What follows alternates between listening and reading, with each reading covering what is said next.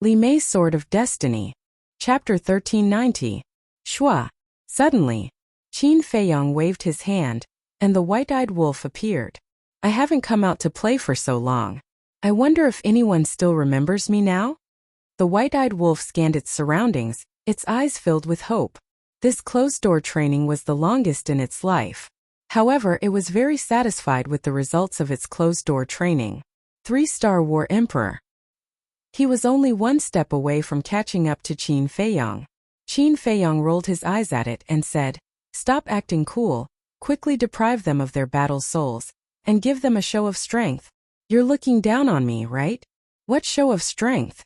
To think that you can say that.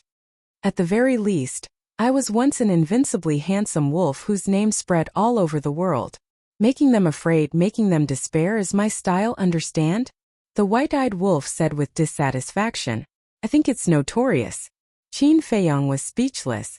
"Tsk. A boring person like you will never understand my charm." The white-eyed wolf glanced at Qin Feiyong with disdain. Its entire body emitted a dazzling golden light, and a terrifying aura spread out from its body.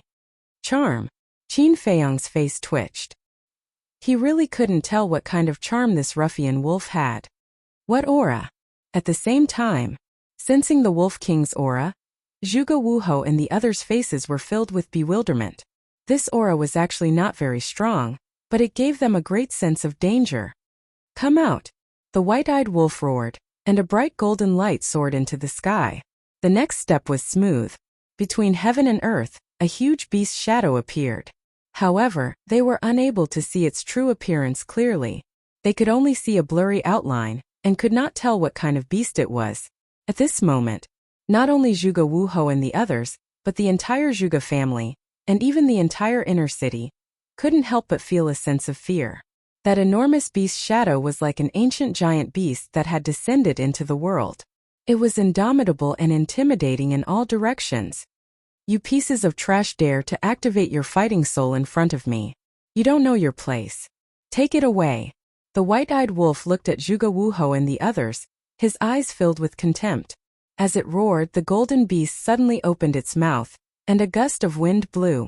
The battle souls of Zhuge Wuhou and the others immediately flew towards the golden beast figure uncontrollably. What happened? Everyone's expression changed. Zhuge Wuhou suddenly thought of something and roared, "Not good. Everyone quickly put away your battle souls. Back then, Ming Yang told me that this ruffian wolf's innate ability can devour and take away the battle souls of living beings."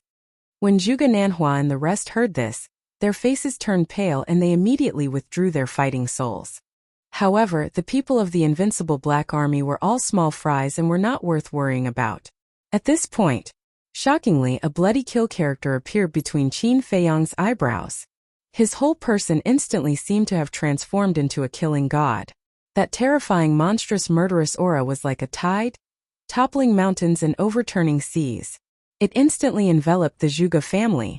Immediately after, a hair-raising scene appeared. Whether it was the blood on the ground, the blood in the corpses, or the blood that flowed out from the wounds, they all rose into the air and gathered into waves of blood, surging towards Qin Feiyong. What's going on? The people of the Zhuge family who were fleeing, seeing this scene, all changed their expressions. In the end, they saw that the waves of blood actually all rushed into the space between Qin Feiyong's eyebrows. What is he doing? He's actually absorbing human blood. Is he really a demon? People panicked and fled in all directions in a panic. But facing the pursuit of Wang Yangfeng and the others, could they escape? A group of ordinary 9-star War Emperor was enough to easily kill them, not to mention a group of 9-star War Emperor Peak Realm super experts. As more and more people died, the murderous aura emitted from Qin Feiyong's body became more and more terrifying. His eyes, long hair, and even his skin seemed to be dyed with blood. And his cultivation had already risen from a 4-star War Emperor to a 9-star War Emperor. "Qin Feiyong, you deserve to die." Zhuge Wuhou roared angrily, his eyes bloodshot. "It's you who deserves to die." Qin Feiyong raised his head and looked at Zhuge Wuhou, his eyes filled with ruthless coldness. Swish! He took a step forward and rushed into the sky, his killing intent surging. Boom! Without saying a word, he raised his arm and slapped Zhuge Wuhou's head.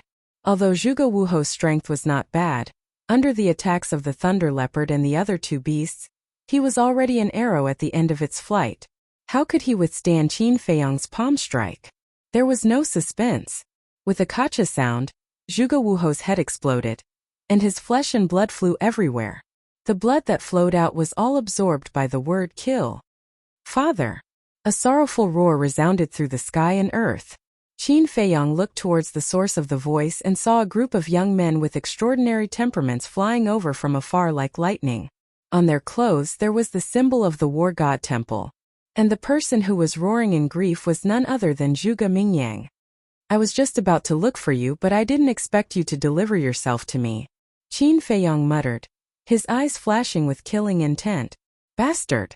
Just as Qin Feiyong was about to attack Zhuge Mingyang, Zhuge Nanhua and Zhuge Nangong suddenly roared and attacked Qin Feiyong with their divine art, Eclipse Moon. Zhuge Wuho's death had made them completely crazy. An ant dares to compete with the sun and moon? Qin Feiyong displayed his contempt to the extreme. With a wave of his hand, he activated the 4 moves of the void returning art. Wisps of invisible force burst out from the ground like a tide. The void returning art had already transformed into a divine art, and its power was countless times stronger than before.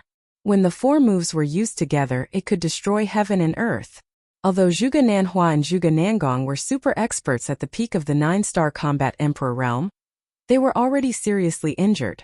With a loud bang, the two's divine arts were instantly destroyed.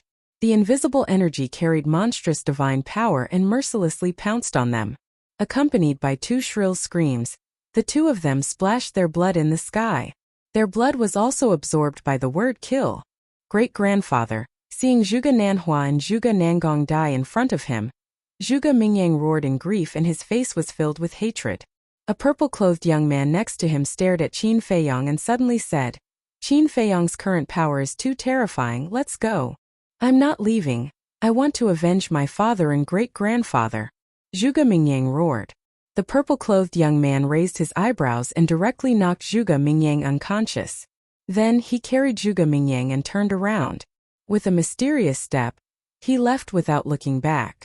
When the rest of the people saw this, they immediately followed the purple-clothed young man and escaped. Qin Feiyong looked at the purple-clothed young man in surprise. Previously, his attention was all on Zhuge Mingyang and he did not pay attention to the others. At this moment, after careful observation, he realized that the purple-clothed young man's aura had already reached the peak of the 9-star combat emperor realm. Could this person be the number 1 on the billboard, Zhuge Xingfeng? He had heard from Lu Xingchen that Zhuge Xingfeng was very talented and occupied the number 1 spot on the billboard of the War God Temple. Moreover, he was the number 1 in the War God Temple. However, he had never seen Zhuge Xingfeng before, so he was not sure. Other than the purple-clothed young man, there were 6 people whose cultivation had reached the 9-star combat emperor realm. The rest of them were basically between 2-star and 8-star combat emperor realm. Not bad. A mere martial marquis government actually has such a demon, but today they will all die. Qin Feiyong lifted the corner of his mouth and there was a bone-piercing cold light in his eyes. Swoosh! He used the phantom steps and stepped into the air step by step. It seemed very slow, but every step he took covered a distance of more than 10 miles. Brother Feng, he's coming. A black-clothed young man turned around and his expression changed. Other than the purple-clothed young man, the rest of them were also terrified. The purple-clothed young man said in a deep voice, "Don't panic, I'm faster than him. He can't catch up with us." After saying that, he waved his hand and swept everyone up and flew towards the imperial palace at lightning speed. As a disciple of the War God Temple and a disciple of the Zhuge family, he naturally had perfect auxiliary combat skills. As for Qin Feiyong's cultivation, although it had already reached the 9-star combat emperor realm, it had not reached the peak, so his speed naturally could not catch up with the purple-clothed young man. Even so, the black-clothed young man and the rest could not help but be afraid. Therefore, before the purple-clothed young man finished speaking, someone immediately said, "Even if he can't catch up with us, where can we escape to? Sooner or later, we will still fall into his hands.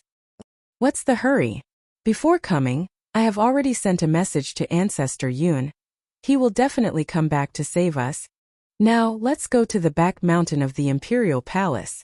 There is a false god guarding the back mountain. I don't believe that he will dare to chase us in.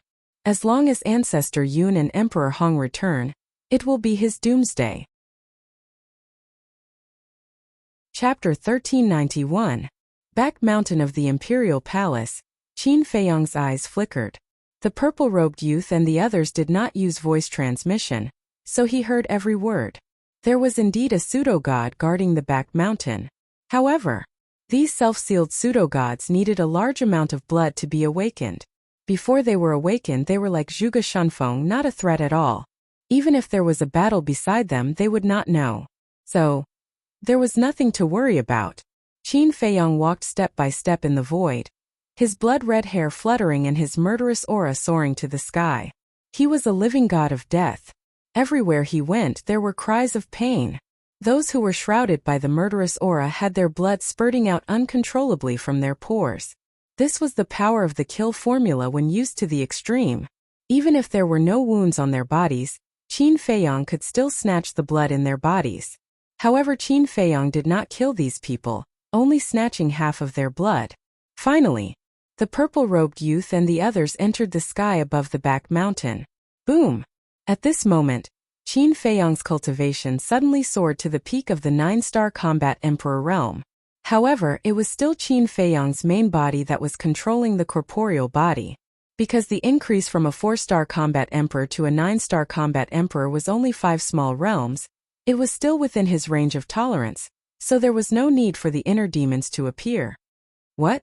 Sensing the terrifying aura, the purple-robed youth and the others' faces changed. What was going on with this person's cultivation? From a 4-star combat emperor to a peak 9-star combat emperor, how did he do such a heaven-defying thing? A red-robed girl stammered, Brother Feng. He won't raise his cultivation to the pseudo-god realm later, right? Hearing the red-robed girl's words, the group of people's hearts sank. The purple-robed youth's mood instantly became incomparably heavy. At this rate, it might really be possible. But they did not know that they were completely scaring themselves. Once, Qin Feiyong had specially tried.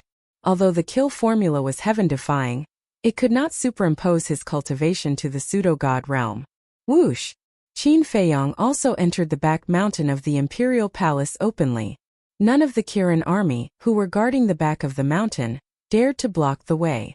They all retreated to the side in fear. A young man in black turned his head and glanced at Qin Feiyong. His pupils suddenly shrank, and he said in surprise, Brother Feng, didn't you say that he didn't dare to come in? Faster! This is already my maximum speed. How can I be faster? The purple-clad young man glared angrily at the black-clad young man and said, Don't panic. Although his cultivation level has reached the peak, his speed is only on par with mine. He's dreaming if he wants to catch up with us. Hearing this, everyone heaved a sigh of relief. Just as the purple-clothed young man spoke, Qin Feiyong's eyes flashed and he instantly disappeared. Where is he? After listening to the purple-clothed young man, the black-clothed young man turned around to look at Qin Feiyong. But when he saw that there was no one behind him, his face was full of surprise. The purple-clothed young man and the others also turned their heads, their eyes full of surprise. Could it be that he knows that he can't catch up with us, so he took the initiative to leave? The group of people involuntarily stopped and turned around to look at the void and the earth in front of them. Let's go. All of a sudden, the woman in red seemed to have thought of something and shouted at the purple-clothed young man. The purple-clothed young man was stunned and seemed to have thought of something. He hurriedly led the group of people and fled into the back of the mountain. What's going on? Someone looked at the woman in red and asked in confusion. Qin Feiyong must have gone to the castle. He wants to use the castle to make us relax our vigilance and think that he has left. In fact, he is secretly driving the castle to chase us. The woman in red lowered her voice and said in a low voice, Is that so? Everyone looked at each other. The purple-clothed young man said gloomily, It must be so. This man is cunning. If we are not careful, we will fall into his trap. You are quite smart. Before the purple-clothed young man's voice died away, a playful laughter suddenly sounded in the void in front of the group of people. The next moment, Qin Feiyong appeared out of thin air in front of the group of people. That's right. He entered the castle to mislead these people into thinking that he had left. He had tried this method before. And every time it was a tried and tested success. Damn it! The purple-clothed young man cursed in his heart. Without another word, he hurriedly led the group of people and fled in the direction of the entrance. Running away without fighting? Are you worthy of being the prodigies of the war god temple? Qin Feiyong had a mocking look in his eyes as he followed behind the group of people unhurriedly. The group of people remained silent, but their hands were unconsciously clenched tightly. Their eyes were also shining with a shocking cold light. Qin Feiyong's words hit their weak spot. As the prodigies of the war god temple, running away was a naked humiliation. However, facing Qin Feiyong at this moment, they really did not have the slightest bit of courage to fight. This was because Qin Feiyong's current murderous aura was too terrifying. It had already made them lose the will to fight. In short, before the battle even started, they were already scared out of their wits. Looks like I have to force you guys to fight. Qin Feiyong chuckled and raised his hand in the air. Boom! An invisible force surged out and pounced on the group of people in an overwhelming manner. The first move of the ruins of In technique landslide. The divine aura surged, and the mountains and rivers below instantly collapsed. Countless ferocious beasts fled in fear. The purple-clothed young man's eyes flashed with murderous intent. He shouted, for the sake of the Zhuge family's reputation, I'll stay and fight with him. You guys go. Brother Feng, don't be rash. The red-clothed woman was shocked and hurriedly advised. He's too close to us now. We have no choice. Someone has to stand out and fight him head-on. Don't worry. I'm the strongest person of the war god temple. It won't be that easy for him to kill me. With that, the purple-clothed young man threw Zhuge Mingyang in front of the red-clothed woman and turned to face Qin Feiyong. Let's go. The woman in red shouted in a low voice. Then, she carried the unconscious Zhuge Mingyang and fled towards the entrance without looking back. The other 9-star combat emperors also took the others and fled madly. Come on. Let me see how strong you Qin Feiyong are. Boom! The purple-clothed young man's body shook and a monstrous emperor's aura erupted. He then waved his hands and a crescent moon appeared in the sky and collided with the invisible force. The collision of the two divine arts instantly caused a deafening explosion. A destructive shockwave spread wildly in all directions with the two of them as the center. Roar! Crack! Rumble! The mountains and rivers shattered and the ferocious beasts howled. In the blink of an eye, everything within a few hundred miles was razed to the ground. Although the red-clothed woman and the others had escaped in time, they were still blown away by the airwave. Their bodies were badly mutilated. If it weren't for the protection of the 9-star combat emperors, the 2-star and 8-star combat emperors would have died on the spot. Qin Feiyong glanced at the red-clothed woman and the others and ignored them. He looked at the purple-clothed young man and said with a smile, the number 1 person of the war god temple. You are indeed Zhuge Xingfeng. I never would have thought that the famous Qin Feiyong would know of me, Zhuge Xingfeng. Should I feel honored? Zhuge Xingfeng said. Not honored. You should feel lucky. If you had overestimated yourself like Zhuge Jinghong, you would have been a corpse by now. Qin Feiyong said lightly. Zhuge Jinghong was killed by you. Killing intent surged in Zhuge Xingfeng's eyes. How dare you insult my mother? I Qin Feiyong will not let go of your ancestor, Zhuge Shunyun, let alone Zhuge Jinghong. Qin Feiyong took a step forward. A terrifying aura shook the void as he threw out a punch. Arrogant! Zhuge Xingfeng shouted. His battle chi surged as he threw out a palm strike. Boom! The moment the fist and palm collided, Zhuge Xingfeng's arm was torn open. He was sent flying with blood spurting out. This strength, how is this possible? His eyes were blank. They were both at the peak of the 9-star combat emperor realm. Why was Qin Feiyong so much stronger than him? You don't know about this, do you? Once upon a time I killed a divine beast and ate its flesh. Therefore, my physique has been greatly improved. Now, both my strength and the strength of my physique are far superior to those of the same cultivation level. Qin Feiyong took a step forward and threw out another punch. Killed a divine beast? Zhuge Xingfeng murmured. His face was filled with disbelief. He even forgot to counterattack. Boom! Qin Feiyong's punch landed on Zhuge Xingfeng's chest. Crack! His ribs broke on the spot and his chest caved in. Zhuge Xingfeng let out a painful cry as he crashed into the ground like a meteorite. Boom! A deep crater with a diameter of several kilometers immediately appeared. He actually killed a divine beast. How did he do it? Zhuge Xingfeng lay at the bottom of the deep pit, his eyes filled with disbelief. Suddenly, he slammed his palm on the ground and shot up into the sky like a cannonball. His body was covered in blood and his long hair danced in the wind. At this moment he was like an awakened beast, giving off a great sense of crisis. So what if he killed a divine beast?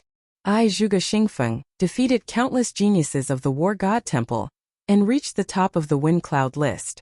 My reputation is not undeserved. Beast transformation Blood Dragon. As Zhuge Xingfeng roared, his whole body began to change. His body swelled crazily and his clothes were torn into pieces. Finally they flew all over the sky. At the same time, a fierce aura rushed out from his body. Qin Feiyong was surprised. As his body swelled bigger and bigger, Zhuge Xingfeng could not help but howl as if he was suffering unparalleled pain. Suddenly, a dazzling blood-red light appeared on his body. As soon as the blood-red light appeared, his skin began to change. Dragon scales the size of a palm started to appear all over his body. The dragon scales appeared as if they were dyed in blood, and they were completely blood-red. Finally, his whole body was covered in dragon scales. Moreover, his limbs and head were also changing. His limbs turned into dragon claws and his head into a dragon's head. The nails on his limbs grew to 1/2 meter long and were like sharp blades with a bone-piercing sharpness. At this time, Zhuge Xingfeng's body was more than 10 meters tall. The dragon scales all over his body were shining with blood-red light. He had turned into a human-shaped Tyrannosaurus. And there was no trace of human emotion on his body. There was only killing, hostility, and blood. Qin Feiyong, today is the day you die. Chapter 1392. Death. Qin Feiyong murmured. He raised his arm and punched. The terrifying power poured out, twisting the void. Boom! But in the end, he was no match for Zhuge Xingfeng. He was slapped down by Zhuge Xingfeng's claw and smashed into the mountains below. His arm was also lacerated. Blood and flesh flew everywhere. Qin Feiyong was dumbfounded. Ever since he ate the divine meat of the Lion King, he had never lost to anyone in the same realm in terms of physical strength. This was the first time. Eating the meat of a divine beast is just so. Zhuge Xingfeng stood in the sky and laughed. Then, he rushed toward Qin Feiyong with a monstrous aura. Beast transformation Blood Dragon. Qin Feiyong's eyes flashed. Whoosh! The next moment, he slammed his palm on the ground and rushed up in an instant. Flaming battle chi appeared and gathered in his palm. You don't know what death is. Zhuge Xingfeng's face was full of contempt. The dragon claw whistled. Qin Feiyong spat out a mouthful of blood and smashed into the ground again. Dust flew everywhere.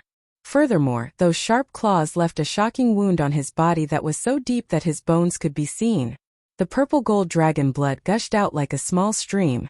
However, to Qin Feiyong, these injuries were nothing at all. He stared at Zhuge Xingfeng with a trace of horror in his eyes. This was a divine art. Moreover, this beast form gave Zhuge Xingfeng a very strong defense and attack power. Qin Feiyong, is this all you've got? Be destroyed. Zhuge Xingfeng laughed wildly. The blood and qi in his body surged and turned into a blood-red wave.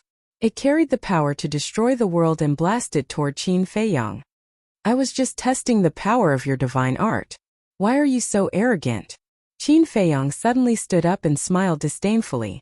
The life force contained in the fire of life and the purple-gold dragon blood was quickly healing his wounds. Boom! He raised his hand and waved it. A golden light surged out like a torrent and collided with the wave of blood. Immediately, the blood qi spun in the air and instantly engulfed Zhuge Xingfeng. Return formula. Give him a taste of his own medicine. Zhuge Xingfeng struggled and roared in the blood waves. His entire body was drenched in blood. The dragon scales were completely shattered. Qin Feiyong sneered. How does it feel to be injured by your own moves? Don't celebrate too early. Zhuge Xingfeng roared.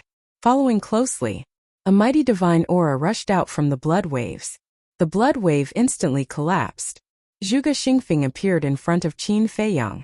Although he was covered in wounds, the murderous aura he exuded was no less than before. The first style of the blood dragon art, torrential blood waves. He waved his dragon claw, and a wave of blood that was even more terrifying than before appeared. It was like a sea of blood, rolling and surging above his head. The sky, earth, and void of the mountain behind the imperial palace were all dyed red at this moment. No deity art can threaten me. Qin Feiyang stood proudly in the air, showing his domineering aura. Is that so? If you continue to be so confident, I can guarantee that you will regret it in the end. Zhuge Xingfeng smiled ferociously. He raised his dragon claw high and pressed it down. The blood waves above his head poured down in torrents, crazily pouncing towards Qin Feiyang. The terrifying aura shrouded all directions. The earth suddenly trembled violently, and cracks spread out. However, Qin Feiyang was indifferent. When the wave of blood came, he raised his arm and met it with a palm. Golden light surged in his palm. As long as he had the return formula, no matter what divine art the opponent used, it would become his trump card. Boom! There was no suspense. The wave of blood turned in the air and drowned Zhuge Xingfeng again. For a moment, Zhuge Xingfeng's shrill scream, his unwilling roar, resounded through the sky. Why did God give him such a divine art? I don't accept it. The second move of the blood dragon formula, rolling blood thunder. The wave of blood rolled crazily. Streaks of blood-red lightning swept out from the wave of blood, carrying a destructive aura, and continuously bombarded Qin Feiyang. It's useless. Qin Feiyang shook his head and suddenly stretched out his hand. Waves of golden light roared out. All the blood-red lightning was reflected back and entered Zhuge Xingfeng's body. In just a moment, Zhuge Xingfeng's beast body was full of holes and blood flowed out. Why is this happening? I am the number one of the War God Temple. How can I be defeated by him? The third move, Blood Dragon. Zhuge Xingfeng had completely lost his mind. The blood qi in Xiao Chen's body and the battle qi in his qi si poured out without reservation, turning into a huge blood dragon that was several kilometers long. The blood dragon bared its fangs and brandished its claws as it charged at Qin Feiyang. I told you it's useless. Why don't you believe me? Qin Feiyang shook his head. Roar! Accompanied by a dragon's roar, the divine dragon seal appeared in the sky and instantly grew to thousands of feet in size to meet the blood dragon. Boom! A loud explosion rang out, shocking the entire imperial city. The blood dragon, without any resistance, was directly crushed by the divine dragon seal. Zhuge Xingfeng was so angry that he spat out blood. This was the difference between the divine arts. Although they were both deity skills, a lower-level deity skill would be able to destroy a higher-level deity skill. Qin Feiyang said indifferently, "What else do you have? Show me all of them. I'll let you die knowing why." From the beginning to the end, he was like a mountain standing steadily in the void, without moving half a step. Roar! Zhuge Xingfeng roared and roared as if he had gone mad. He was already covered in wounds, but Qin Feiyang did not move at all. For him, this was not only a humiliation but also a torture. You will regret it. You will. The fourth move, Blood Dragon True Form. As he roared, his beast body swelled again, and the murderous aura around him became even more terrifying. Finally, Zhuge Xingfeng had completely turned into a real blood dragon. His body was hundreds of feet long, covered in dense scales, and his murderous aura was monstrous. Roar! He raised his huge head and let out a deafening dragon roar. He opened his bloody mouth and pounced on Qin Feiyang. Interesting, Qin Feiyang murmured. It was his first time seeing a divine art that could turn a living person into a blood dragon. He raised his big hand and waved gently. The purple gold dragon qi surged, and the divine dragon seal appeared again.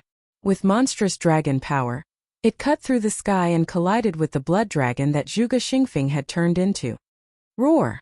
Zhuge Xingfeng immediately let out a miserable howl as his two dragon claws were shattered.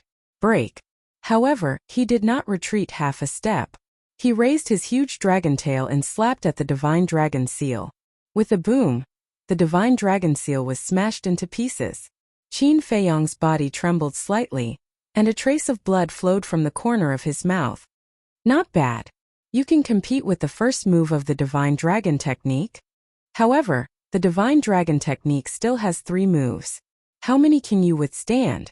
Qin Feiyong murmured. The purple gold dragon chi surged, and a purple gold divine dragon appeared in the sky. Divine dragon roar. The purple gold divine dragon let out a loud roar. Waves of invisible sound waves suddenly appeared and rushed toward Zhuge Xingfeng like a tide. Roar in an instant. The sound waves arrived. Like a sharp blade, they drowned Zhuge Xingfeng. Zhuge Xingfeng's beast body was immediately torn apart, and he howled again and again. Qin Feiyong, even if I die, I will drag you to hell with me. Black moon. Eclipse. Eclipse moon. Blood waves. Blood thunder. Blood dragon. Innate superpower blood dragon eye.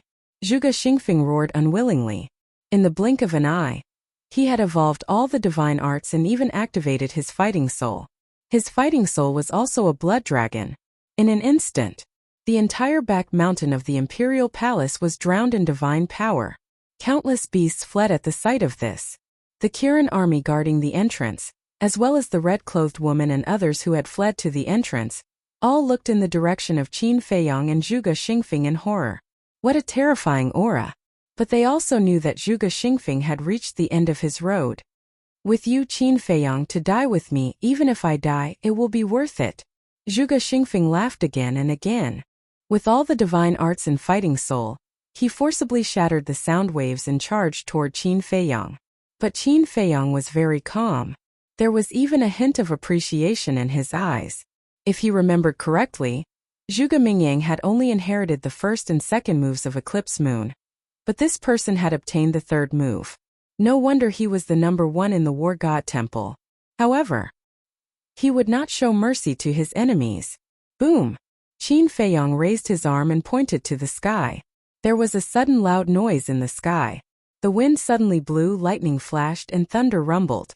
The next moment, a statue appeared, and its divine power shook all directions. The third move of the divine dragon art, supreme of 9 and 5. It's your honor to die under the third move of the divine dragon art.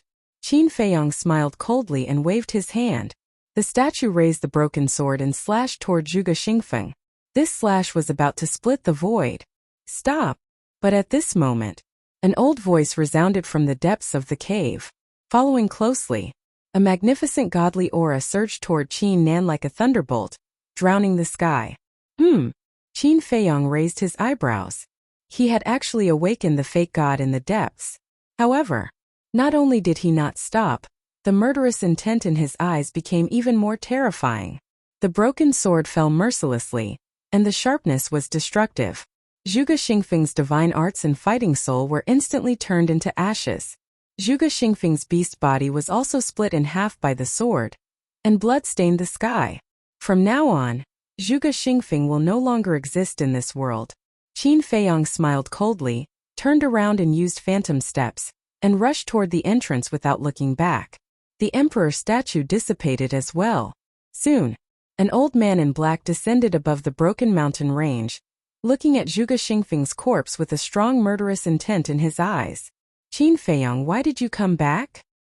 He suddenly turned around, locked onto Qin Feiyong's disappearing figure, and roared angrily. Qin Feiyong did not respond. The appearance of the fake god was somewhat unexpected. Therefore he had to hurry and meet up with the Thunder Leopard Wang Yangfeng and the others. Otherwise everyone would be in danger. Chapter 1393. Seeing that Qin Feiyong ignored him, the black-robed old man flew into a rage out of humiliation. Swoosh! He took a step forward and traversed dozens of kilometers in an instant. He was several times faster than Qin Feiyong. Qin Feiyong raised his brows. Initially, he wanted to kill Zhuge Mingyang and the others while he was at it.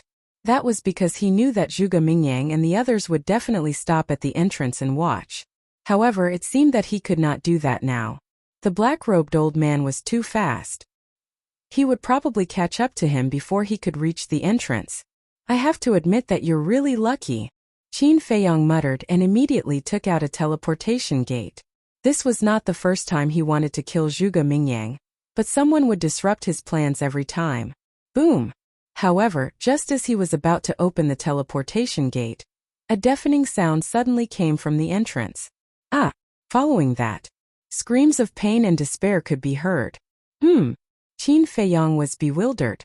The black-robed old man also looked at the entrance immediately with a cold glint in his eyes. It's Lei Bao and the others. The next moment, Qin Feiyong's face revealed a trace of pleasant surprise. He immediately opened the teleportation door and rushed in without looking back. That was right. At the entrance he sensed the auras of Lei Bao, Wang Yongfeng and the others. I won't give you another chance to escape. The black-robed old man retracted his gaze and looked at Qin Feiyong. He waved his hand and an invisible force surged towards the teleportation gate like a tide. It was extremely fast. In less than half a blink of an eye, the teleportation gate was smashed into pieces. At the same time that the teleportation gate shattered, Qin Feiyong also fell out of the void, and his entire body was dripping with blood. Qin Feiyong's expression was dark as water. He consumed a healing pill and turned to the black-robed old man. You're a member of the Great Qin. Why are you helping the evildoer? The black-robed old man said, It's precisely because I'm a member of the Great Qin that I won't allow you to be presumptuous in the capital.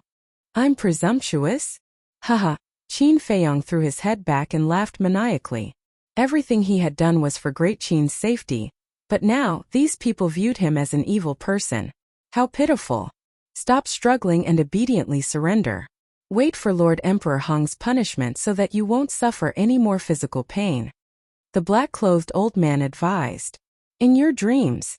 Qin Feiyong smiled coldly and said, One day, all of you will understand exactly who was right and who was wrong in all of this. Whoosh! Finished speaking. Qin Feiyong decisively entered the ancient castle and drove it towards the entrance at lightning speed. Stubborn. The black-robed old man's eyes turned cold as his divine sense spread out in all directions. In an instant, he immediately released his aura and pounced towards the ancient castle. But in the end, however, he was shocked to find that his false god's aura was unable to restrain the ancient castle. If it was in the past, the oppressive might of a semi-divinity realm cultivator would have been able to seal the ancient castle. But things were different now. The first seal of the ancient castle had been removed. Whether it was ability or power, it was far greater than before. Now the only person who could restrain the ancient castle was probably the true war god. And just as the black-clothed old man was distracted, Qin Feiyong had already driven the ancient castle and pulled a long distance away. He could already vaguely see the entrance. The back mountain of the imperial palace is really dangerous. Qin Feiyong was still in fear. The scene changed and locked onto the rear. Teleportation gate. Immediately, Qin Feiyong's expression changed abruptly. However, in the void behind him, there was no trace of the black-clothed old man, only a dissipating teleportation gate. Could it be suddenly? He seemed to have thought of something, and his gaze trembled slightly. He hurriedly changed the scene and locked onto the direction of the entrance. However, because the distance was still a little far, he couldn't see it clearly. But his heart was uneasy. He suspected that the black-clothed old man had most likely opened the teleportation gate and went directly to the entrance. If that was the case, then Thunder Leopard, the three beasts, Wang Yongfeng and the others would be in big trouble. The distance between the ancient castle and the entrance was getting closer and closer. 5 or 6 breaths later. Finally, the situation at the entrance could be seen clearly. And when Qin Feiyong saw the situation at the entrance, his face suddenly became gloomy. Thunder Leopard, the three beasts, Wang Yongfeng and the others were indeed at the entrance. And the black-clothed old man was standing above their heads at this moment, his divine power surging and shaking in all directions. Moreover, everyone stood motionless in the void. Obviously, they were all imprisoned by the black-clothed old man's divine power. And the Kirin army guarding the entrance were all standing in the distance, cautiously vigilant. Qin Feiyong drove the ancient castle and stopped in the void not far from the black-clothed old man. His face was gloomy. The black-clothed old man scanned the void and said lightly, If you don't want them to die, come out immediately. Young master, don't come out. It doesn't matter if we die, but you must not fall into the hands of the imperial preceptor. Don't worry about us, go quickly. Wang Yongfeng and the others roared. But before they finished speaking, Qin Feiyong appeared out of thin air.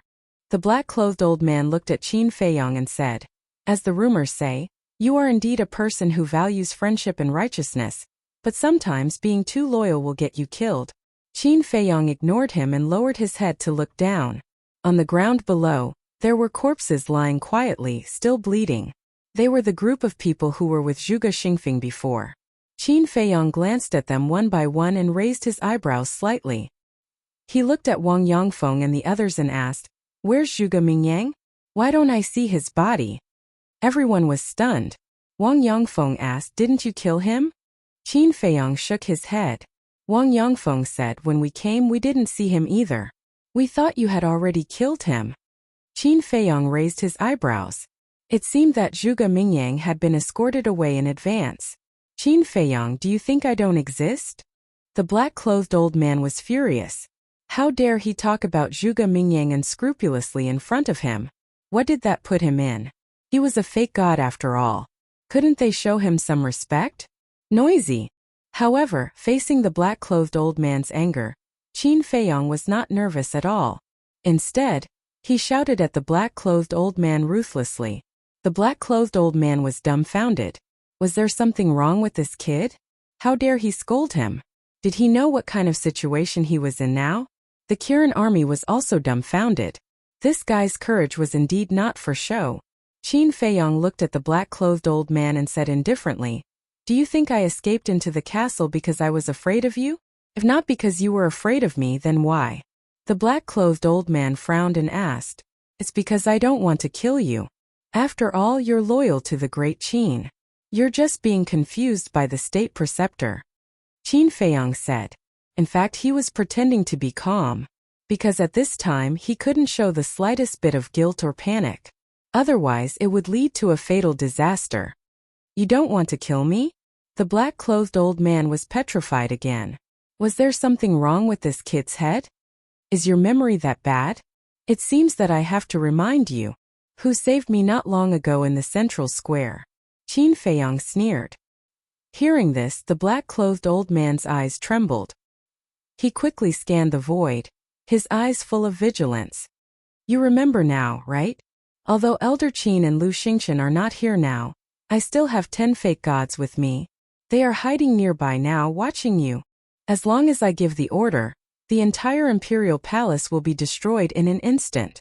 Now tell me, do I have the ability to kill you?" Qin Feiyong sneered.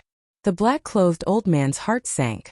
Now that Emperor Hong and the state preceptor had gone to rescue the little prince, if Qin Feiyong started a massacre at this time, no one would be able to stop him. He did not doubt Qin Feiyong's words. First, Qin Feiyong was too calm. Second, those 10 fake gods, he did see them with his own eyes, and he also heard them call Qin Feiyong young master. Wait, why did Qin Feiyong say that he was confused by the state preceptor? He looked at Qin Feiyong and asked, "What do you mean by that sentence? Confused by the state preceptor? What did he confuse us about?" Qin Feiyong's heart moved. He looked at the Kirin army and shouted, "Get lost immediately." Hearing that, without exception, all the Kirin army's faces suddenly changed, and they hurriedly turned around and fled. After they left, Qin Feiyong looked at the black-clothed old man again and said, "If I told you that everything that Emperor Hong said in the central square today was a lie, would you believe it?" The black-clothed old man said angrily, "Don't talk nonsense. Who is Emperor Hong? Would he lie to everyone? I knew you would have this reaction. But let me tell you, he was full of lies. I didn't kill the emperor. Because he didn't die at all. He's somewhere right now enjoying himself.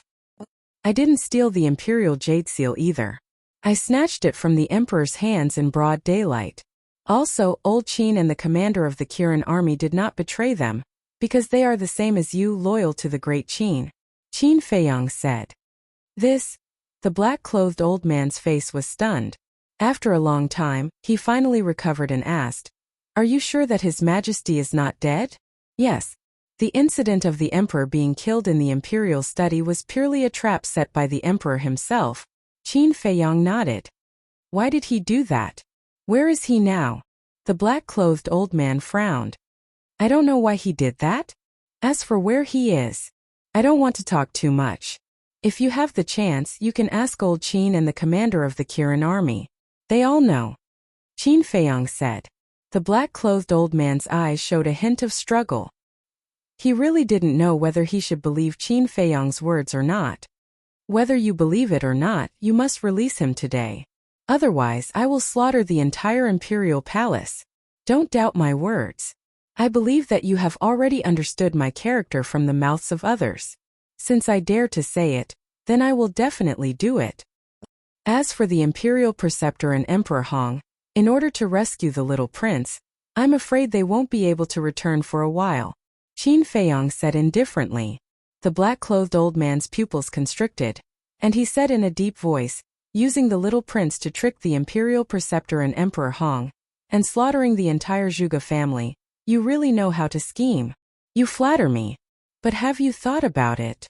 From the moment I entered the imperial city until now, other than the people of the Zhuge family, have I killed anyone else? No. I killed all the people of the Zhuge family. With a wave of his hand, dozens of cosmos sacks appeared and piled up on the ground. So many. Qin Feiyong was shocked. Fatso and Dan Wangkai immediately surrounded him, their eyes shining with greed. Wang Yongfeng shook his head in amusement. Suddenly he seemed to have thought of something. He turned to Qin Feiyong and asked, Young master, are the 10 false gods of the Lu family really at the back mountain of the imperial palace? I lied to Qin Sheng. Qin Feiyong smiled. Lied? Everyone looked at each other. He was too good at pretending. Previously, when they saw Qin Feiyong's calm expression, even they believed it to be true. Qin Feiyong smiled and took out the image crystal. Lu Hong opened her eyes at this time and sighed. It's a pity that although we eliminated the Zhuge family, we didn't manage to kill Zhuge Mingyang. This person's threat can't be underestimated. There will be a chance sooner or later. Qin Feiyong snorted and activated the image crystal. Buzz. Soon. Old Man Qin's shadow appeared in the void in front of him. Give me your current coordinates. Qin Feiyong said. Old Man Qin immediately gave Qin Feiyong a coordinate. Qin Feiyong put away the image crystal, left the castle, opened the teleportation door, and arrived in the sky above a mountain. As soon as he appeared, he sensed 4 terrifying auras. Moreover, there was also a tense atmosphere. He looked down and saw a huge mountain peak below. At the peak of the mountain, Old Man Qin and Lu Xingchen stood together. Lu Xingchen grabbed the little prince, and a wisp of divine sense floated in front of him, emitting a great pressure. Old Man Qin held the Chong Shui in his hand and stared at the state preceptor and Emperor Hong opposite him. On the other side, the state preceptor and Emperor Hong stood side by side, their bodies also surrounded by killing intent. So lively. Qin Feiyong chuckled and landed beside Old Man Qin. The state preceptor's gaze turned and landed on Qin Feiyong, and said in a deep voice, What did you do to the Zhuge family? Is there a need to say that? Not a single one was left alive. Killed them all, including Zhuge Wuhou, Zhuge Nanhua, and Zhuge Nangong, the 2 Peak Realm 9-star war empress. Qin Feiyong laughed. You beast. Hearing this, the state preceptor was furious. Old Man Qin sneered. Don't move, don't move. The Chong Shui in this old man's hands is not to be trifled with. Upon hearing Chong Shui, the state preceptor's pupils suddenly contracted, filled with fear. Right. And the monsters of the Zhuge family in the war god shrine, they were all killed by me. Qin Feiyong said again. What?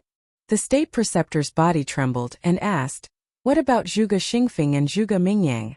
I killed Zhuge Xingfeng with my own hands. As for Zhuge Mingyang, he was lucky enough to escape. Qin Feiyong said regretfully. Bastard! The state preceptor immediately roared, and his eyes turned blood-red, like a wild beast that had gone berserk. Qin Feiyong asked curiously, You care so much about Zhuge Xingfeng? Just who is the descendant of the Zhuge family?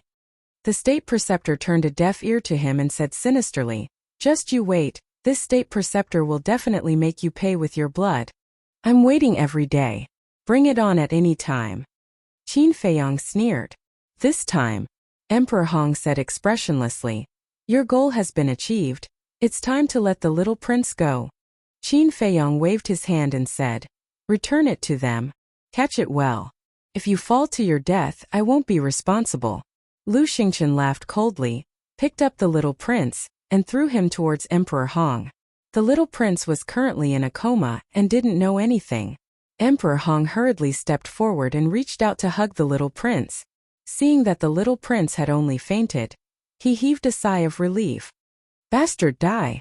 Just as Emperor Hong caught the little prince, the state preceptor suddenly exploded and slapped towards Qin Feiyang. Old Man Qin and Lu Xingchen looked at each other. A cold light flashing in their eyes, the power of the false god in consciousness immediately rushed towards Chang Shui. Clang! Chang Shui immediately released a world-destroying divine might and sharpness. Emperor Hong's expression changed as he looked at the state preceptor and shouted, what are you doing? Stop! The state preceptor unwillingly stopped in his tracks. Emperor Hong waved his hand and a teleportation gate opened. He said gloomily, go. With that, he stepped into the teleportation gate without looking back. The state preceptor did not move. He stared at Qin Feiyang, his old eyes filled with ferocity. If you want to fight, then fight. If you don't want to fight, then scram. What are you waiting for? Qin Feiyang looked at him provocatively. The state preceptor couldn't help but clench his fists tightly, making cracking sounds. His face was so gloomy that it was frightening. However, when he saw the Chang Shui and Old Man Qin's hands, a trace of fear crept into his eyes. He had already seen the power of Chang Shui when he fought with Run Duxing last time. Even a divine artifact could be easily destroyed. If Old Man Qin and Old Man Qin really revived Chang Shui, even if he and Emperor Hong joined hands, they might not be a match. Emperor Hong stood in the teleportation gate and looked at Qin Feiyang and the other two. He looked impatiently at the state preceptor and shouted, I told you to leave, didn't you hear me? Boom! The state preceptor stomped on the ground, and the entire mountain instantly collapsed with a deafening sound. Thick smoke covered the sky. One day your fate will be the same as this giant mountain. Perhaps it will be even worse than this giant mountain. After leaving behind these harsh words, the state preceptor turned around and entered the teleportation gate. Soon, the two of them and the little prince disappeared from the sight of Qin Feiyang and the other two. How delightful! Lu Xingchen laughed loudly. Old Man Qin also laughed. After returning the Chang Shui to Qin Feiyang, he gave Qin Feiyang a thumbs up and praised, well done. Now that the Zhuge family has been completely annihilated, the state preceptor has lost his left and right arms. In a short period of time, he definitely won't dare to stir up trouble again. No. Although the Zhuge family has been destroyed, there is still the Law Enforcement Hall. The people of the Law Enforcement Hall are all the confidants of the state preceptor. These people can't be underestimated. Qin Feiyang waved his hand. Lu Xingchen stopped laughing and frowned. Then why didn't you get rid of them all just now? Qin Feiyang said helplessly, I also want to, but a fake god has awakened in the back mountain, so I have to give up. What bad luck. Lu Xingchen cursed in his heart. Old Man Qin glanced at Lu Xingchen and transmitted his voice to Qin Feiyang. I think we can't kill the people of the Law Enforcement Hall. Why? Qin Feiyang was suspicious. Although they are the confidants of the state preceptor, they are after all the people of the Great Qin. As long as we get rid of the state preceptor, I believe that they will definitely turn over a new leaf. Old Man Qin said. Turn over a new leaf. Qin Feiyang murmured. The old man in front of him was still too benevolent and thought of everything as simple. However, he couldn't refute it face to face. Qin Feiyang looked at Lu Xingchen and asked, what are you going to do next? Now I definitely can't go back to the temple. Let's find a place to meditate and wait for the miracle to open. Lu Xingchen smiled and said, a light flashing in the depths of his eyes. Qin Feiyang's eyes flashed and said, you want to go to the miracle so much. What exactly is there in the miracle that makes you envious? Who in this world doesn't want to go to the miracle? Aren't you also looking forward to it? Lu Xingchen said. Qin Feiyang looked at him meaningfully and said, then let's part ways for the time being. Lu Xingchen smiled, looked at Old Man Qin and said with a smile, Old man Qin, this cooperation was very pleasant. I hope there will be a next time. Finished. Lu Xingchen flashed and disappeared without a trace. However, at this moment, in the sky above the imperial city, a loud sound suddenly exploded, like a thunderclap, deafening. Qin Feiyong and Old Man Qin froze and immediately raised their heads to look. Lu Xingchen, who had just disappeared, once again appeared beside the two of them, looking at the sky above the imperial city in surprise. At the same time, the state preceptor and Emperor Hong, who had just returned to the imperial palace, didn't have time to wake up the little prince. Hearing the loud sound in the sky, they immediately looked up. And Qin Sheng. He stood in the air at the entrance and looked up at the sky above the first city district. His old face was also full of surprise, because the loud sound came from the sky above the central square of the first city district. Chapter 1395.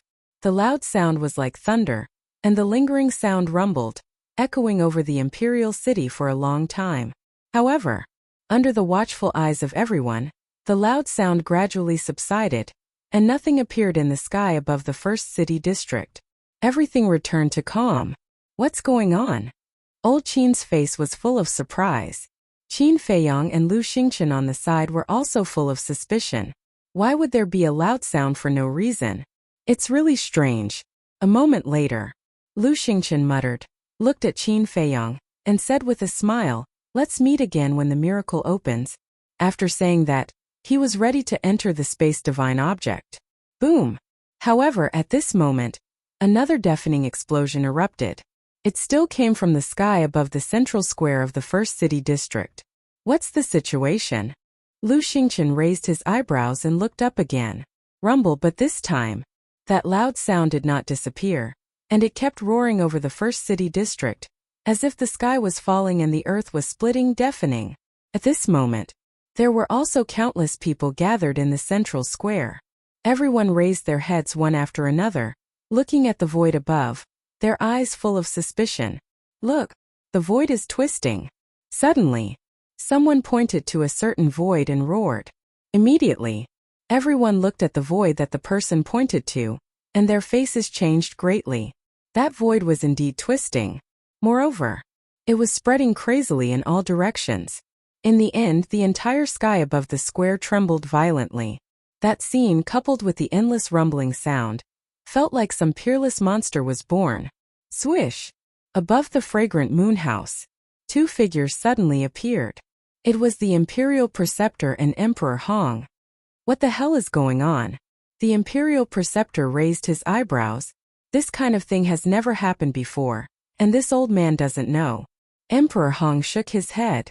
Greetings, Emperor Hong. Greetings, imperial preceptor. A figure cut through the sky, landed in front of the two and bowed respectfully. It was Yen Wei. The imperial preceptor retracted his gaze, looked at Yen Wei and asked, "What's the situation of the Zhuge family?"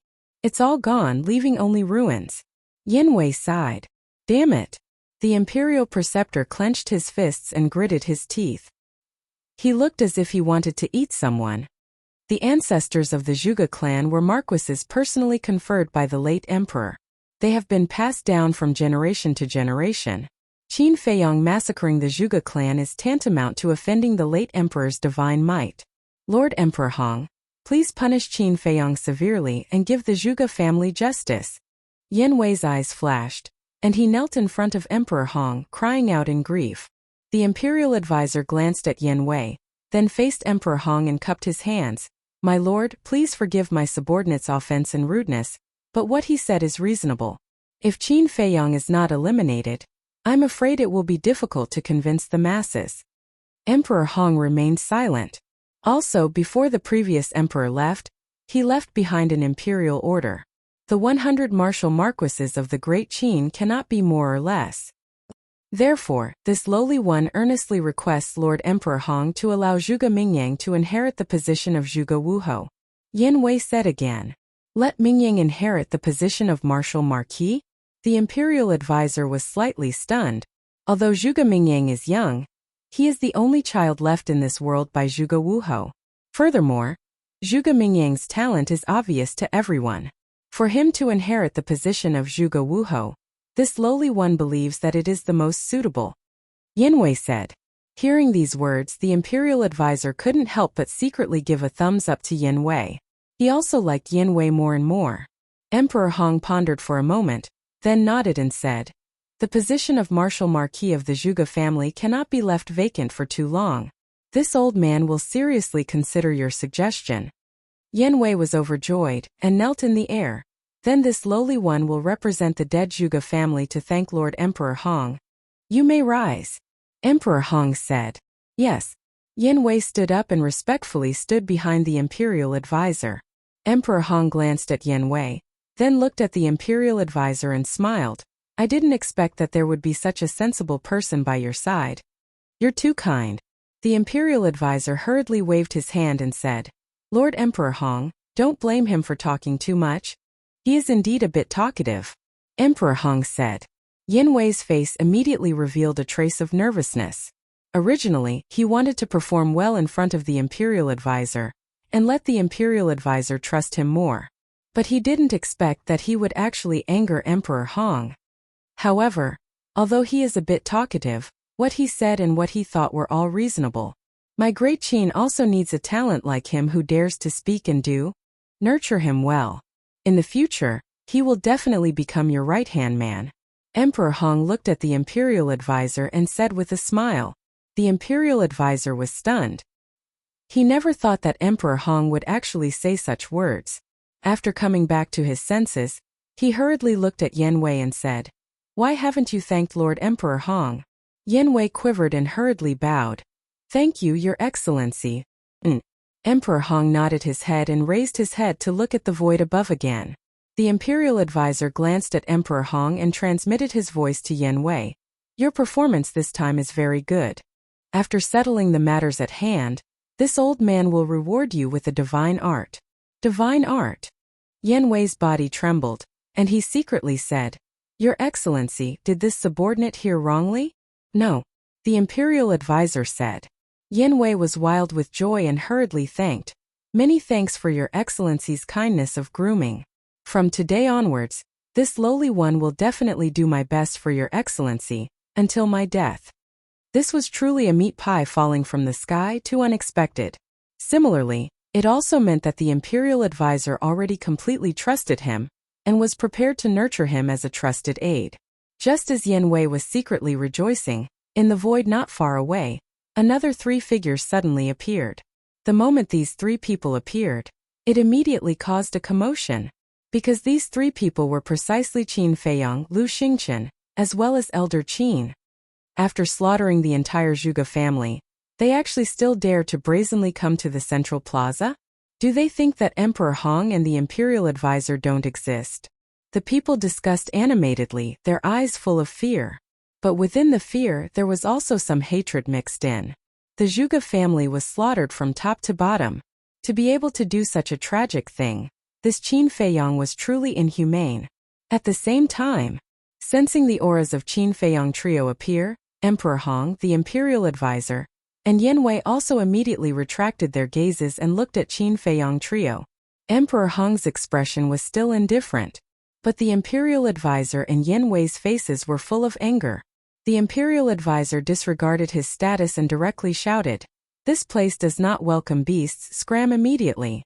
Qin Feiyang glanced at him indifferently, took out Chang Shui, and threw it to Elder Qin.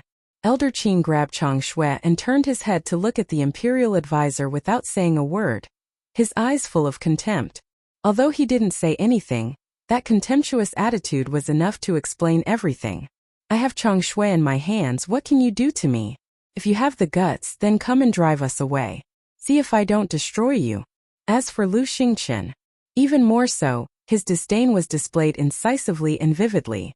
From beginning to end, he didn't even look at Emperor Hong and the other 2. As soon as he appeared, he raised his head and stared at the void above. The imperial advisor blew his beard and glared, angry to the extreme. But the Chang Shui and Elder Qin's hands was like a towering mountain, pressing down on him until he couldn't breathe. I really didn't expect that such a highly respected person like Elder Qin would actually collude with Qin Feiyang to usurp the throne. This is in line with the old saying, You can't judge a book by its cover. Often, people who look very honest on the surface are very treacherous in their hearts. Someone in the crowd snorted coldly, full of sarcasm. Elder Qin was originally fine. But when he heard this, he immediately bristled with anger and roared. What do you know? What qualifications do you have to criticize this old man here? A traitor everyone has the right to kill. Can't we talk about it? Since you dare to do it, don't be afraid of us saying it. His Majesty trusted you so much in vain, but in the end you are a white-eyed wolf. Disgusting. Look at Lord Imperial Advisor.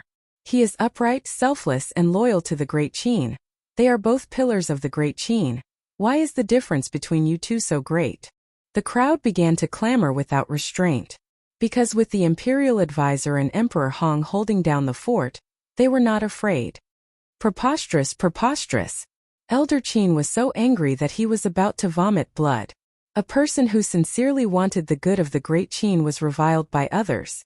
A person who truly wanted to usurp the throne was praised by the people of the world. What kind of justice was this?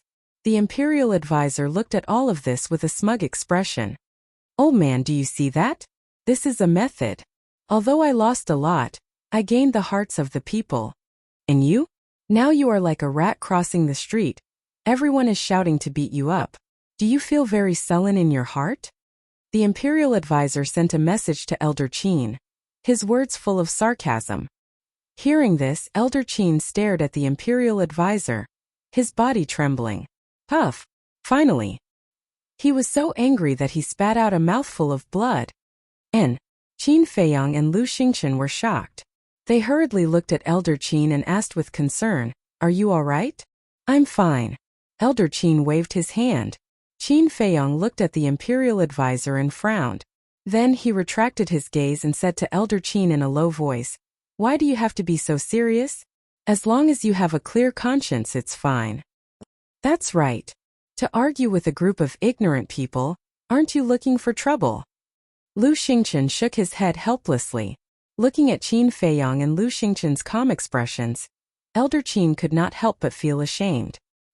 He was an old antique who had lived for thousands of years, but his mentality could not keep up with the two little fellows. He was truly ashamed. It seems that this old man's state of mind still needs to be improved. Elder Qin smiled bitterly, wiped off the blood from the corner of his mouth, took a deep breath, and finally calmed down the anger in his heart. Qin Feiyang patted Elder Qin's shoulder, raised his head to look at the Imperial Advisor and Emperor Hong, and said indifferently, What people do, the heavens are watching. Your despicable deeds will be exposed to the world sooner or later. At that time, I want to see how you will face the hundreds of millions of people of my Great Qin. Speaking of which, Qin Feiyang's gaze turned, only looking at Emperor Hong, and sneered, Especially you, Lord Emperor Hong. The meaning behind his words was that as the son of the ancestor Emperor Hong, it would be even more difficult to clean up the mess. Emperor Hong said indifferently, Young people are full of vigor, but this old man wants to tell you something. Ginger is still spicier as it gets older. Then I'll tell you something too. An old man should hide and enjoy life. Don't come out blindly, lest you end up with a bad ending. Qin Feiyang chuckled. Arrogant. This bastard is too arrogant. He actually cursed his own great-grandfather like that. He still has no conscience, no humanity. Everyone was indignant. Chapter 1396. Seeing Emperor Hong's face darken, Qin Feiyang did not feel the slightest bit of guilt in his heart. Instead, he was extremely happy. He turned his head to look at Lu Xingchen and asked with a smile, Is there something wrong with what I said? Lu Xingchen crossed his arms across his chest, looked at Emperor Hong mockingly, and said, Of course there's nothing wrong with it. Emperor Hong stared at the two of them, his face becoming more and more gloomy. Qin Feiyang and Lu Xingchen looked at each other, and then looked at Emperor Hong in unison, their eyes full of provocation. The atmosphere here gradually became solemn. I can't help it. These two are too arrogant. If we don't kill them, the heavens will not tolerate it. In the crowd, a middle-aged man suddenly roared, carrying a monstrous emperor's might, and charged towards Qin Feiyang and Lu Xingchen. This person was wearing a pair of large black pants. His upper body was exposed, and he was filled with a wild aura.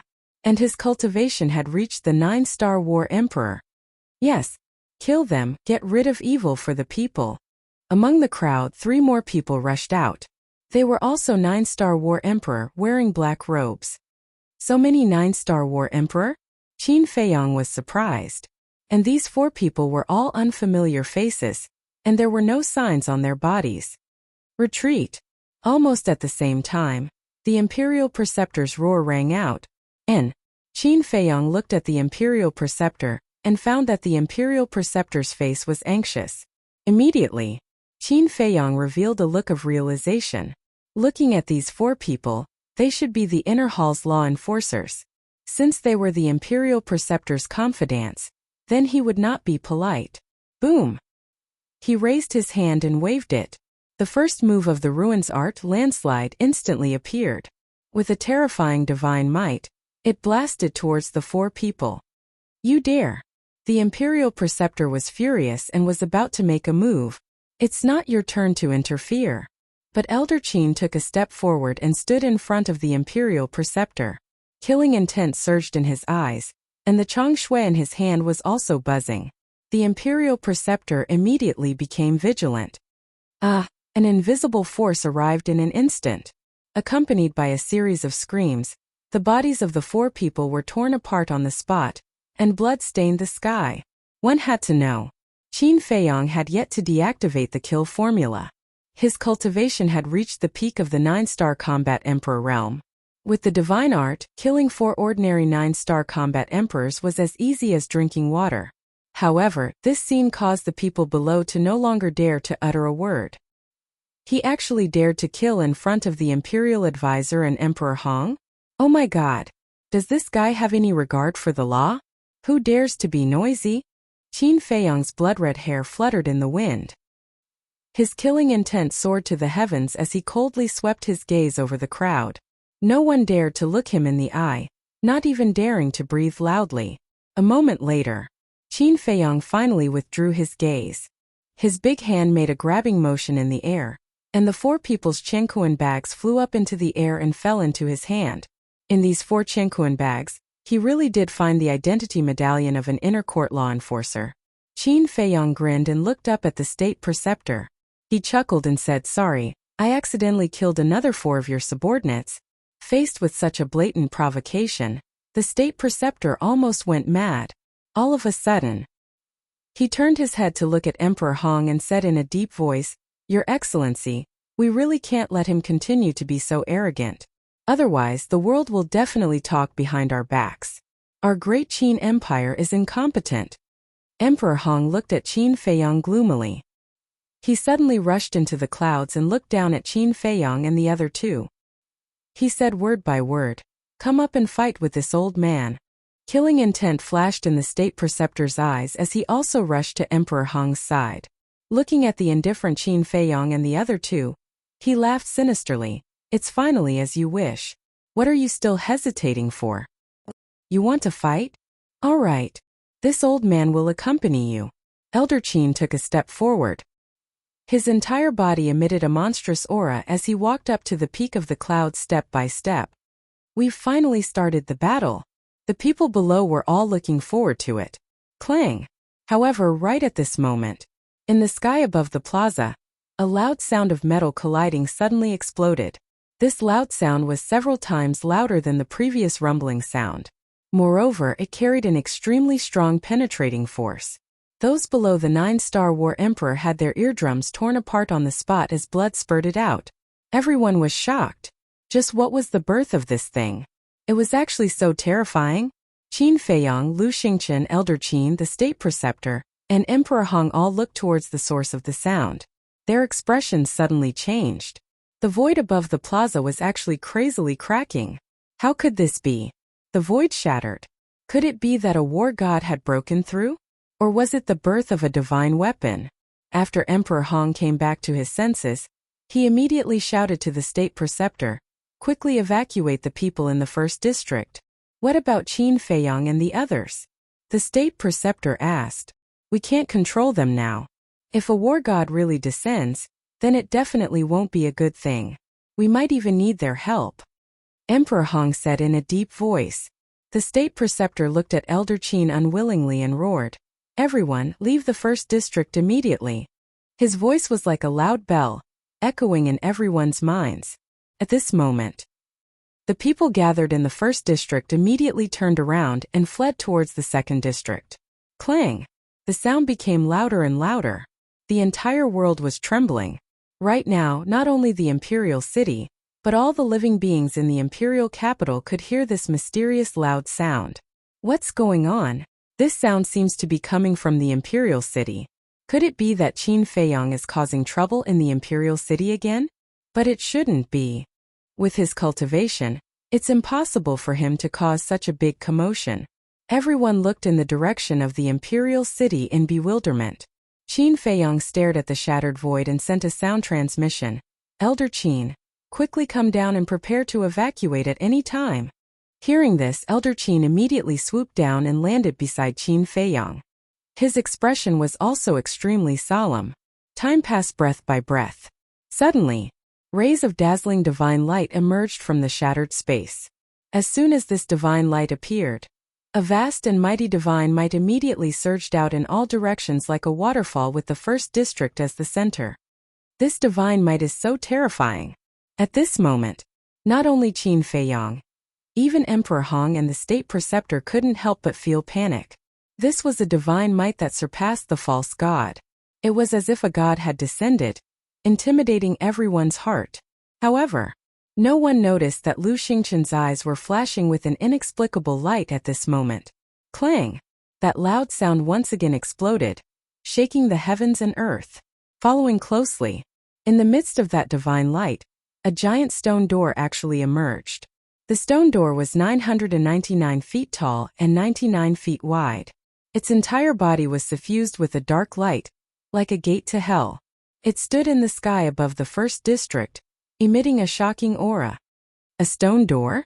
What is this divine tool? How could it appear out of thin air above the imperial city?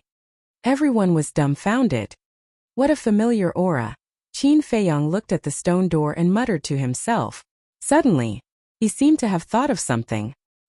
His body trembled slightly as he turned his head to look at Lu Xingchen. However, he saw Lu Xingchen looking at the stone door with an expression of unconcealable excitement. Qin Feiyong sent a sound transmission. Why did the space-time gate appear? That's right. This stone door is the Mujia's space-time gate. Lu Xingchen secretly said, the space-time gate is in the hands of the snow python. If you want to ask, you should ask her. Qin Feiyong raised his eyebrows and looked up at the space-time gate. Clang! The space-time gate trembled in the void. The divine power was vast and mighty. About 100 breaths passed. With an unprecedented loud noise, the space-time gate stopped trembling, and the shattered void slowly healed. Finally, the space-time gate seemed to be embedded in the void, motionless. The divine light and divine power also gradually dissipated. Could it be that the snow python is coming to the imperial city? Qin Feiyong frowned. The snow python is a real god of war. No one in the world can defeat it. If it really comes to the imperial city, I'm afraid it's not a good thing. I've seen this stone door before. Suddenly, the imperial preceptor said. When did you see it? Emperor Hong was stunned and asked. The imperial preceptor said in a deep voice, when Qin Feiyong sneaked into the divine prison to rescue his mother and friends, there was a masked old man who opened this stone door. It seems to be able to directly teleport to the Forgotten Continent. The person he was talking about was Yiglao. Yiglao has always been wearing a mask. Not to mention the imperial preceptor, even Qin Feiyong has never seen Yiglao's real face. The masked old man directly teleported to the Forgotten Continent. The imperial preceptor looked at the stone door and muttered to himself. Suddenly, his gaze trembled. Could it be that artifact? The imperial preceptor looked down at Qin Feiyong and said, Emperor Hong, this should be the reinforcements called by Qin Feiyong. He wants to blatantly snatch the throne. That time, Yiglao and the mysterious ladies group came to the Great Qin Empire to help Qin Feiyong. So now the imperial preceptor naturally thought that it must be Qin Feiyong who called these people. Boom! And before the imperial preceptor's voice fell, The space-time gate slowly opened with a thunderous sound. It's open! Everyone looked at the stone door nervously, especially the Imperial Preceptor. His head was already dripping with sweat. Qin Feiyong already had old Qin Lu Xingqian, and the 10 fake gods that appeared not long ago. If the people behind the stone door were really Qin Feiyong's helpers, then today would be his end. Boom! When the space-time gate opened a gap, an astonishing aura suddenly rolled out from the gap like a tide. This is the aura of the snow python. Qin Feiyong's gaze trembled. Having known the snow python for so many years, he could recognize the aura of the snow python without seeing it in person. What followed was a head full of doubts. What did the snow python come to the Imperial City for? Rumble. The gap in the space-time gate became bigger and bigger. Finally, Qin Feiyong saw the silhouette of the snow python. At this moment her body was only a meter long.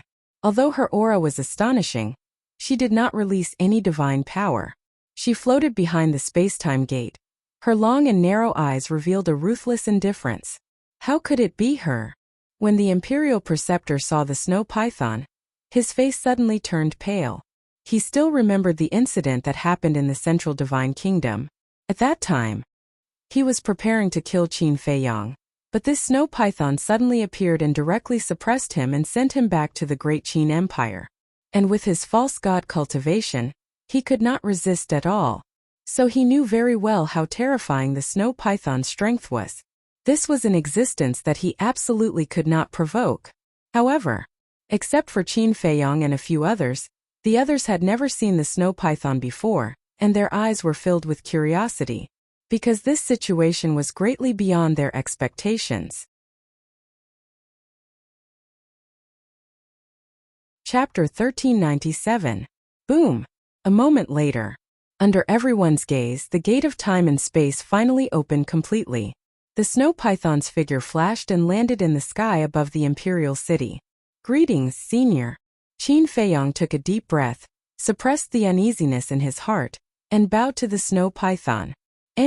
What's going on? The fearless Qin Feiyong is actually so respectful to it. Everyone was surprised. But then, another scene that made them even more surprised appeared. Greetings, Senior. Greetings, Lord. Old Qin, Emperor Hong, and the State Preceptor, these 3 pseudo-god level existences, actually all bowed down, including Lu Xingqian. Everyone's hearts were in turmoil. Not only was Qin Feiyong so respectful, even the State Preceptor and the others were the same. Just what was the origin of this snow python? The snow python looked down at everyone from above. Finally, her gaze fell on Qin Feiyong, a trace of disdain crawling up her cold eyes, and said, "You are indeed a fiend. No matter where you go, it will not be peaceful." Qin Feiyong's face twitched. In public, can't you leave him some face? However, he faintly discovered that the snow python was a little different from before, but he couldn't tell what was different. Emperor Hong glanced at Qin Feiyong, looked at the snow python and cupped his hands. "May I ask, what is the purpose of your visit to my great Qin?" The snow python looked at the Emperor Hong, and said indifferently, "The miracle has appeared in advance." What? Qin Feiyong's gaze trembled.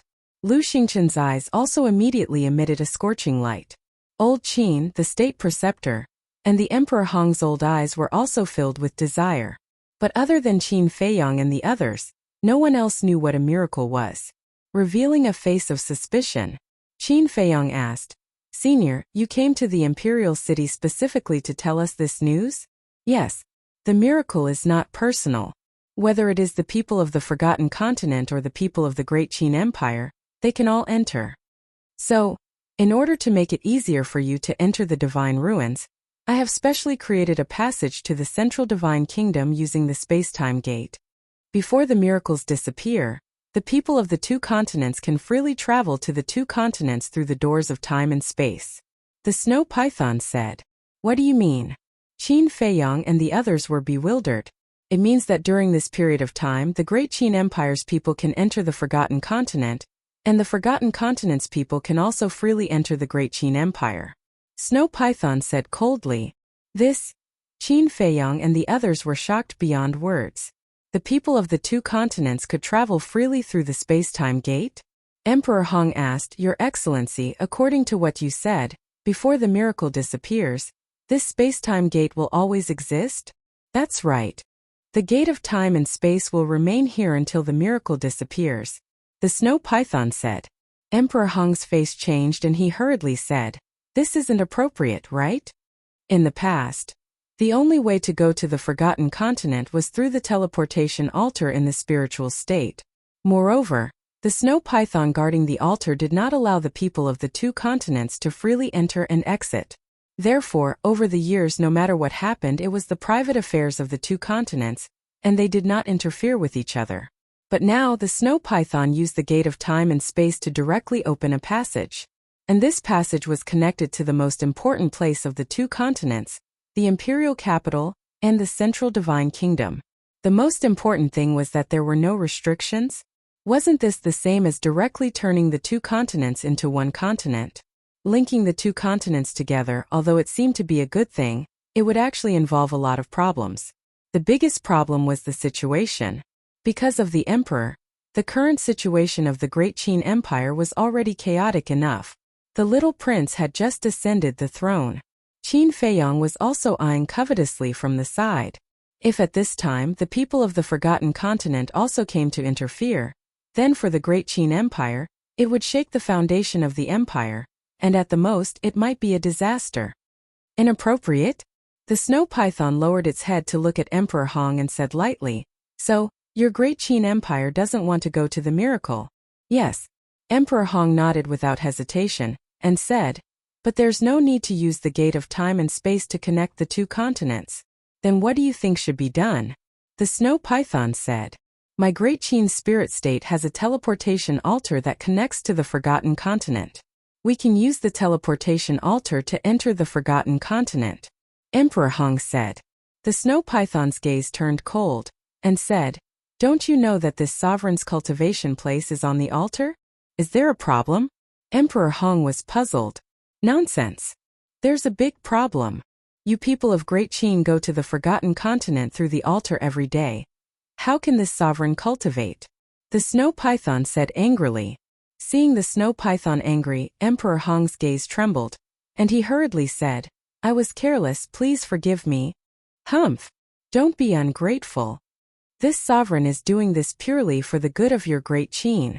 Because using the gate of time and space to connect the imperial capital and the central divine kingdom can save you a lot of time." The snow python snorted coldly. "Yes, yes, yes." Emperor Hong nodded repeatedly, then looked at the snow python and carefully said, "But sir, I have a small request. Can you not let the people of the Forgotten Continent enter my Great Qin Empire?" "Are you joking? Only your Great Qin people can enter the Forgotten Continent, but the people of the Forgotten Continent can't enter Great Qin? Even if this sovereign agrees, the people of the Forgotten Continent will not agree. This sovereign must be fair and just. Either neither is allowed or both are allowed. Choose for yourself. But you have to consider carefully, if the choice is not allowed, then this sovereign will not allow your Great Qin people to step into the Forgotten Continent. To put it bluntly, your Great Qin people can forget about entering the divine ruins." The snow python said. Emperor Hong fell silent, his heart incomparably bitter. The divine ruins were in the Forgotten Continent, and if the people of Great Qin wanted to enter the divine ruins, they had to pass through the Forgotten Continent. In other words, the Forgotten Continent had an innate advantage. So, he had no choice. In other words, as long as his Great Qin wanted to enter the divine ruins, then he had no qualifications to negotiate. Lu Xingqian glanced at Emperor Hong, and secretly sent a sound transmission to Qin Feiyong. To actually negotiate with the snow python, your great-grandfather really doesn't know what's good for him. His words were filled with a thick sense of ridicule. Qin Feiyong glanced at Lu Xingqian, raised his head to look at the space-time gate, and frowned slightly. Although he didn't have a good impression of Emperor Hong, for the sake of the big picture, using the space-time gate to connect the imperial capital and the central divine kingdom was indeed not appropriate. Frankly speaking, he didn't quite agree. But facing the powerful snow python, he had no choice. In fact, endangering Great Qin in Qin Feiyong's eyes was only secondary. After all, the snow python had also said very clearly that the passage opened by the space-time gate was only temporary, and would close when the divine ruins disappeared. What worried Qin Feiyang the most was that after the two continents were connected, these people would most likely join forces to deal with him, because the masters of the two continents were all his enemies.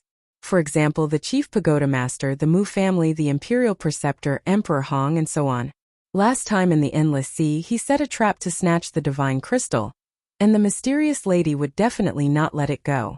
So, for Qin Feiyang, how to prevent the people of the two continents from joining forces was the main point. The snow python glanced at Qin Feiyang's group and asked, "Who else has any objections?" Everyone fell silent. With the strength of the snow python, who would dare to have any objections? Since there are no objections, then you should prepare to open the divine ruins in half a month. After the snow python finished speaking, it disappeared without a trace. What exactly is the divine ruins? Even Emperor Hong is so eager. Could it be a treasure left behind by an ancient war god? Treasure? Does that mean that everyone can enter? If you can go in and get 1 or 2 divine objects if you're lucky, then you'll be rich. As soon as the snow python disappeared, the people in the imperial city were in an uproar. Qin Feiyang, Lu Xingchen, Old Qin, the state preceptor, Emperor Hong, and others looked at the space-time gate, their eyes flickering. After a while, Lu Xingchen retracted his gaze and looked at Qin Feiyang with a smile. "Brother Qin, your next situation may be very bad. Why don't you come with me to the Mujia? Although the Mujia may not be able to protect you, at least there's a way out." Go to the Mujia? Qin Feiyang was taken aback and glanced at Lu Xingchen. Looking at Lu Xingchen's sincerity, Qin Feiyang held back his laughter and said, "Forget it, I'm afraid I'll die faster if I go to the Mujia with you." Lu Xingchen was stunned and shook his head helplessly. "It seems that Brother Qin still doesn't believe me. It's not that I don't believe you, it's because there are some things that you don't know yet. When you know, you'll definitely go crazy." Qin Feiyang smiled meaningfully. "Go crazy? What kind of storm haven't I seen before? It can't be." Lu Xingchen frowned. "When you go to the Mujia, you'll know." Qin Feiyang smiled faintly and immediately opened a portal, ready to leave. "Qin Feiyang, come out and die for this old man." However, at this moment, an angry roar full of killing intent came from the Forgotten Continent. Following closely, an old man in white rushed out of the space-time gate like lightning and landed in the sky above the city. "You came just in time," Qin Feiyang murmured. Without looking up, just by listening to the voice, he knew that it was Wang Yuer's grandfather, Wang Su. "Qin Feiyang, if you have the guts, don't run away today." After Wang Su appeared, another old man appeared. He wore a mask and stood next to Wang Su. He glanced down at the imperial city, his killing intent soaring to the heavens. "Another old acquaintance has come," Qin Feiyang murmured. This voice belonged to the Mujia's white-robed old man, Mu Chongyun. "What's going on?" People looked at Wang Su and Mu Chongyun, their faces full of surprise. The portal had just opened, and someone from the Forgotten Continent came to find trouble with Qin Feiyang? When did he go to the Forgotten Continent? There were many people in the imperial city, such as the civilians, in fact, didn't know that Qin Feiyang was in the Forgotten Continent a few years ago. Naturally, they didn't know what Qin Feiyang did in the Forgotten Continent. But the imperial tutor. He looked at Wang Su and Mu Chongyun. His eyes couldn't help but flicker. As for Qin Feiyang, he didn't pay attention to Wang Su and Wang Yuan directly entered the teleportation gate. "Don't even think about leaving." Chapter 1398. Old Man Qin raised his eyebrows and looked at Mu Zhongyun, coldly snorting. "My great Qin will not allow you people from the Forgotten Continent to be presumptuous." Boom! Divine power surged out, roaring towards Mu Zhongyun. "False god." Mu Zhongyun was stunned. But then, a hint of disdain climbed up the corner of his mouth.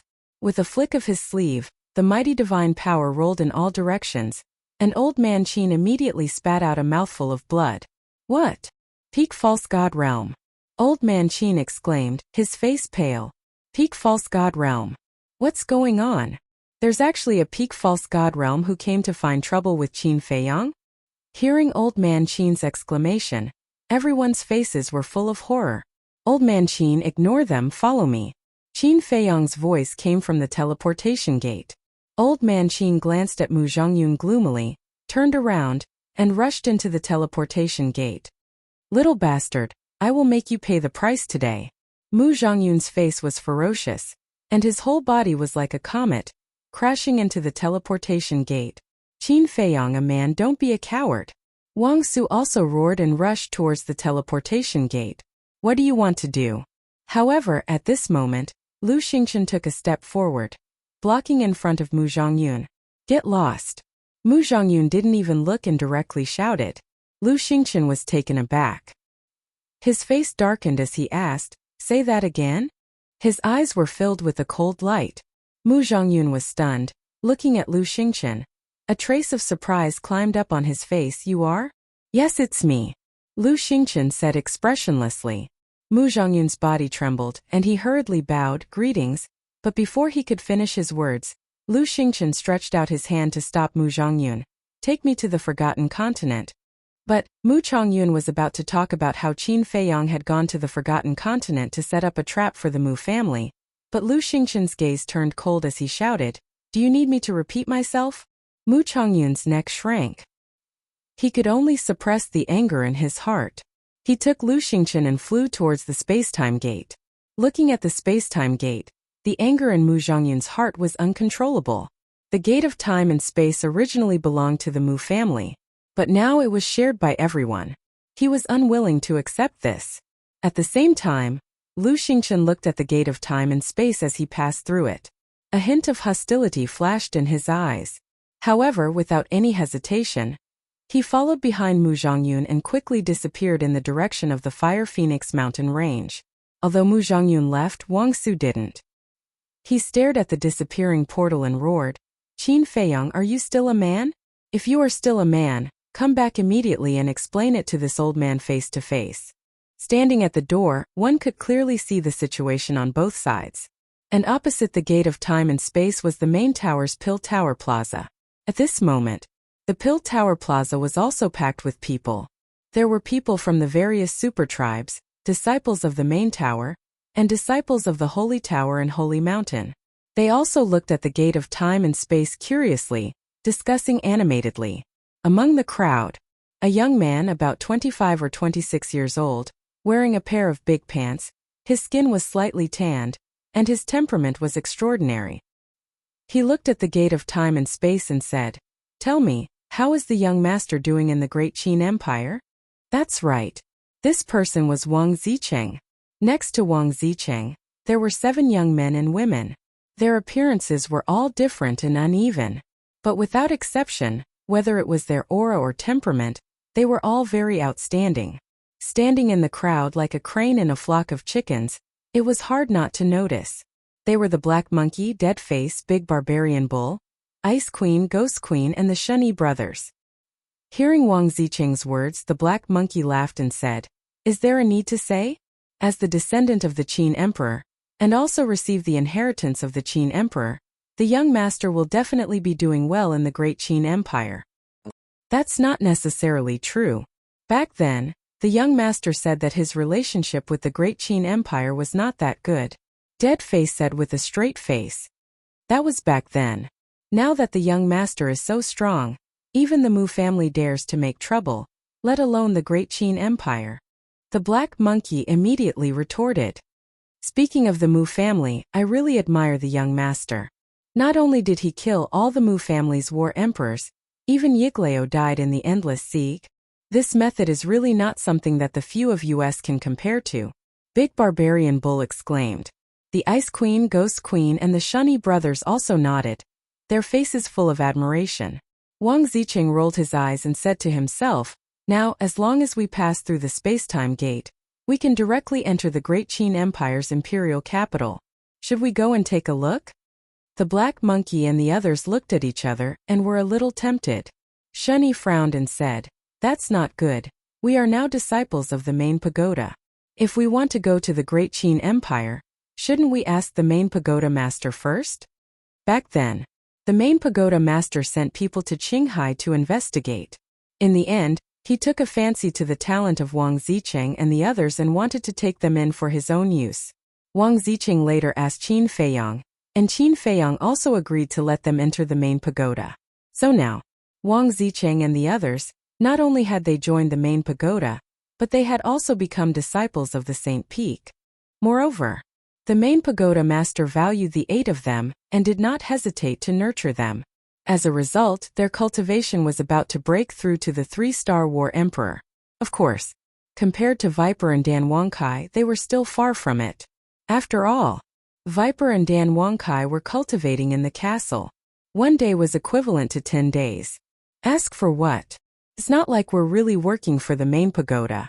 Moreover, with our talent, even if the main pagoda master knows that we went to the Great Qin Empire without permission, he won't say anything, Wang Zicheng said proudly. Then, hearing Wang Zicheng's words, Shunyi couldn't help but feel restless. Let's go, the black monkey secretly yelled, and the group of 8 immediately flew toward the dimensional gate in a grandiose manner. What are you going to do? Seeing this, the other main pagoda disciples immediately looked at the 8 of them and asked. The 8 of them completely ignored them and turned into streams of light, directly passing through the space-time gate. Stop! Emperor Hong was standing at the side, watching the 8 of them enter the imperial capital openly. He frowned slightly and shouted, Who are you? What qualifications do you have to control us? Wang Zicheng looked at Emperor Hong proudly. Emperor Hong was stunned. Other than Qin Feiyang, there was actually someone who dared to speak to him like this? Old man, don't block the way, okay? Just now, Lord Snow Python said that people from both continents can freely enter and leave. Do you want to disobey Lord Snow Python's orders? The black monkey shouted. The imperial preceptor below, as well as the people of the imperial city, were all dumbfounded as they watched this scene. Were these 8 people stupid? Did they know who the old man standing in front of them was? He actually dared to be so presumptuous. Emperor Hong's face twitched as he asked, Do you know my identity in the Great Qin Empire? Who cares about your identity? In short, a good dog doesn't block the way. Dead Face said indifferently. What's the point of talking nonsense with him? Just go around him. The big barbarian bull coldly snorted, and really went around Emperor Hong's side. That expression, that gaze, was completely treating Emperor Hong as air. Wang Zicheng and the others glanced at Emperor Hong, and also brushed past him. With a face full of excitement, they flew towards the city below without looking back. Emperor Hong's veins were bulging, but in the end, because he was afraid of angering the snow python, he still endured it, shook his head and sighed. Young people nowadays are really rampant. After saying that, he turned into a stream of light with a heart full of helplessness and disappeared from the back mountain of the imperial palace. The imperial preceptor looked at Wang Zicheng and the others with deep meaning, and also opened a teleportation gate, disappearing without a trace. Not long after Emperor Hong and the imperial preceptor left, a few bold people in the main tower also followed Wang Zicheng and the others and entered the sky above the imperial city, their eyes full of surprise. Similarly, Chapter 1399. The 2 continents had entered an era of communication. Qin Feiyang didn't care at all. There was a saying that went, counter soldiers with arms, water with an earth weir. It was useless to worry all day, so it was better to face it calmly. On a mountain peak, Qin Feiyang and Old Man Qin stood side by side.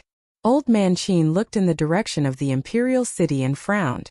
Lu Xingchen is really Mu Tianyang? Qin Feiyang nodded. Then you have to be careful in the future. Cooperating with such a person is equivalent to asking a tiger for its skin. Old Man Qin said in a deep voice full of worry. Qin Feiyang smiled and said, Isn't he also asking a tiger for its skin by cooperating with me? You brat. Old Man Qin shook his head helplessly and said, You are very smart, but after all you are still young. And Mu Tianyang, as the emperor of the previous dynasty, is on the same level as the late emperor. Without waiting for Old Man Qin to finish, Qin Feiyang said, But in the end, didn't he still lose to the ancestor? Old Man Qin said, The late emperor is the late emperor, and you are you. There is no comparison between you and the late emperor. I don't think so. I always believe that as long as I work hard, what the ancestor can do, Qin Feiyang can also do. Qin Feiyang clenched his hands tightly. and his eyes were filled with a determined light. Seeing this, Old Man Qin couldn't help but shake his head with a hint of ridicule. In Old Man Qin's heart, in the hearts of everyone in the Great Qin, the late emperor was an unsurpassable existence. He was the god of the Great Qin. Therefore, in Old Man Qin's view, Qin Feiyong's thoughts were a little too naive. Qin Feiyong didn't take it to heart and said with a smile, "There is still half a month before the miracle opens. Old man, where are you going during this time?" "Me?" Old Man Qin fell silent. A moment later, he laughed self-deprecatingly and said, "Now this old man is already a traitor, where else can I go?" Qin Feiyong sighed deeply and said with a smile, "I do have a place, but I don't know if you are willing to go." "Where?" Old Man Qin. "Ancient pagoda," Qin Feiyong said. Now that he was lacking false gods, if Old Man Qin was willing to enter the ancient pagoda, it would be like adding wings to a tiger. But that was only secondary. The main purpose of letting Old Man Qin enter the ancient castle was actually for Wang Yongfeng, and the rest as well as the Thunder Leopard and the other two beasts. Now, Wang Yongfeng and the others, as well as the Thunder Leopard and the other two beasts, had already reached the peak of the 9-star combat emperor realm. It was urgent for them to comprehend the ultimacy of becoming gods. But it was common knowledge. To comprehend the profound meaning of becoming a god was not an ordinary difficulty. Therefore, if they had the help of Old Man Qin, who was a ready-made fake god, they would definitely be able to comprehend it much faster than if they were to comprehend it on their own. Furthermore, they hadn't opened the door of potential yet, so they needed Old Man Qin's help. Ancient pagoda. Old Man Qin remained silent. Qin Feiyong smiled and said, "Don't worry, I won't restrict your freedom. You can leave or stay as you wish." Old Man Qin raised his head and looked at Qin Feiyong. Seeing Qin Feiyong's sincere expression, he nodded and smiled. "All right, this old man is also very curious. What kind of spatial divine item is that ancient pagoda? But before we go to the ancient pagoda, can you let this old man take a look at your ancient castle first?" Of course. Qin Feiyong was overjoyed. With a wave of his hand, the two of them entered the ancient castle. "Greetings, Old Man Qin." Fatso, Wang Yongfeng and the others all stood up and bowed. Old Man Qin looked at them one by one. In the end, Old Man Qin's gaze locked onto Fatso, Wolf King Lu Hong, and the pangolin beast who had followed Qin Feiyong since the beginning. His old eyes were filled with disbelief. These guys had actually already stepped into the combat emperor realm? Oh my god. How did they do it? Even if they had opened the gate of potential, it was impossible for them to be so fast. Qin Feiyong rolled his eyes and said with a mysterious smile, "Old Man Qin, tell me a secret, but you have to promise me that you won't tell anyone, including the emperor." Old Man Qin was startled. He turned to look at Qin Feiyong and asked suspiciously, "You're so cautious, what secret? Promise me first." Qin Feiyong said, "All right, this old man promises." Old Man Qin nodded. Qin Feiyong laughed. "Actually, the time rules inside this ancient castle are different from outside." "What do you mean?" Old Man Qin was puzzled. "What I mean is that there is a difference between the time here and the time outside. 10 days in the castle, 1 day outside." Fatso chuckled. "What?" Old Man Qin was dumbstruck. 10 days in the castle, only 1 day outside? What a joke, how could there be such a heaven-defying thing? However, when he looked at the others, he found that they were all serious and didn't seem to be joking at all. Old Man Qin swallowed his saliva, looked at Qin Feiyong and asked, "Really?" Qin Feiyong nodded. Old Man Qin's expression became dull again. He really couldn't accept it. This was simply too ridiculous. After a long time, Old Man Qin finally calmed down the shock in his heart and scanned the crowd. It turned out that this was the reason why everyone had improved so quickly. Phew. He let out a long sigh of relief, looked at Qin Feiyong and said, "Let's go to the ancient pagoda to take a look." "All right." Qin Feiyong nodded. Suddenly, he seemed to have thought of something, looked at Thunder Leopard, Wang Yongfeng and the others and said, "You guys accompany Old Man Qin to the ancient pagoda? What about you?" Thunder Leopard asked. I suddenly remembered that I still have something to deal with. After Qin Feiyong finished speaking, he sent a sound transmission. Make good use of it, because if you want to open the gate of potential, you will need Old Man Qin's help. As soon as they heard about the gate of potential, Thunder Leopard, Wang Yongfeng and the others couldn't help but become excited. Thunder Leopard thought to himself, "Don't worry, I will definitely take good care of him." Qin Feiyong smiled faintly, waved his hand, and the group immediately disappeared. Qin Feiyong also took an illusory form pill and turned into a middle-aged man. Then, he left the ancient castle, opened the teleportation gate, and directly entered the inner city. At the same time, Mu family.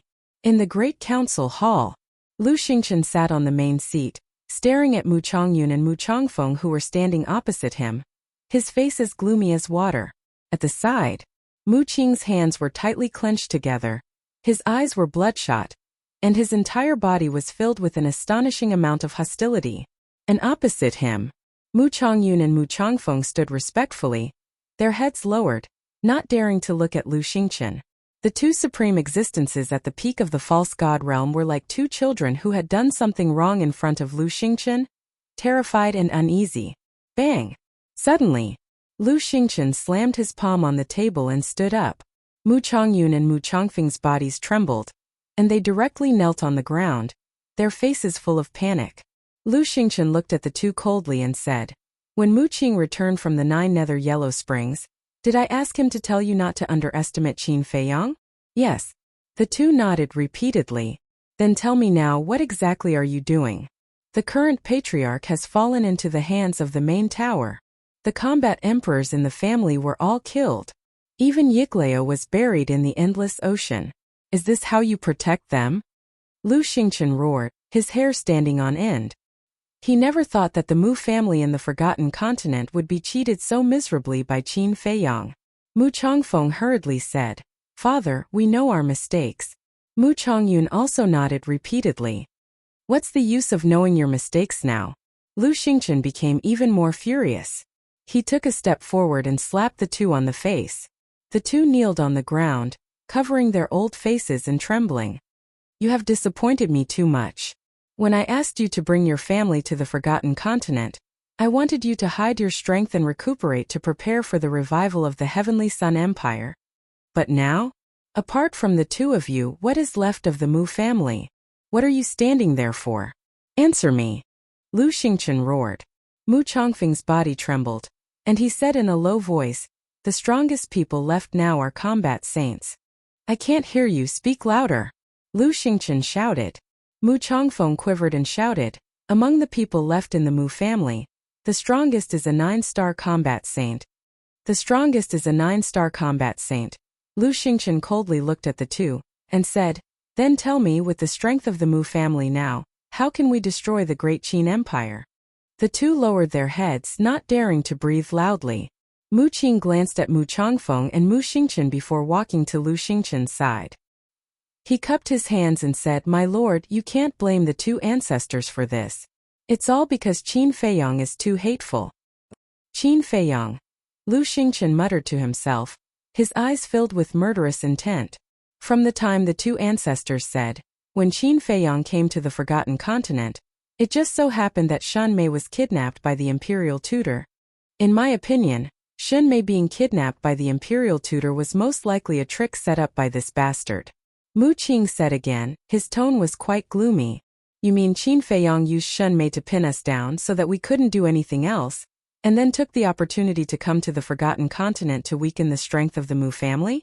Lu Xingchen said. "That's right.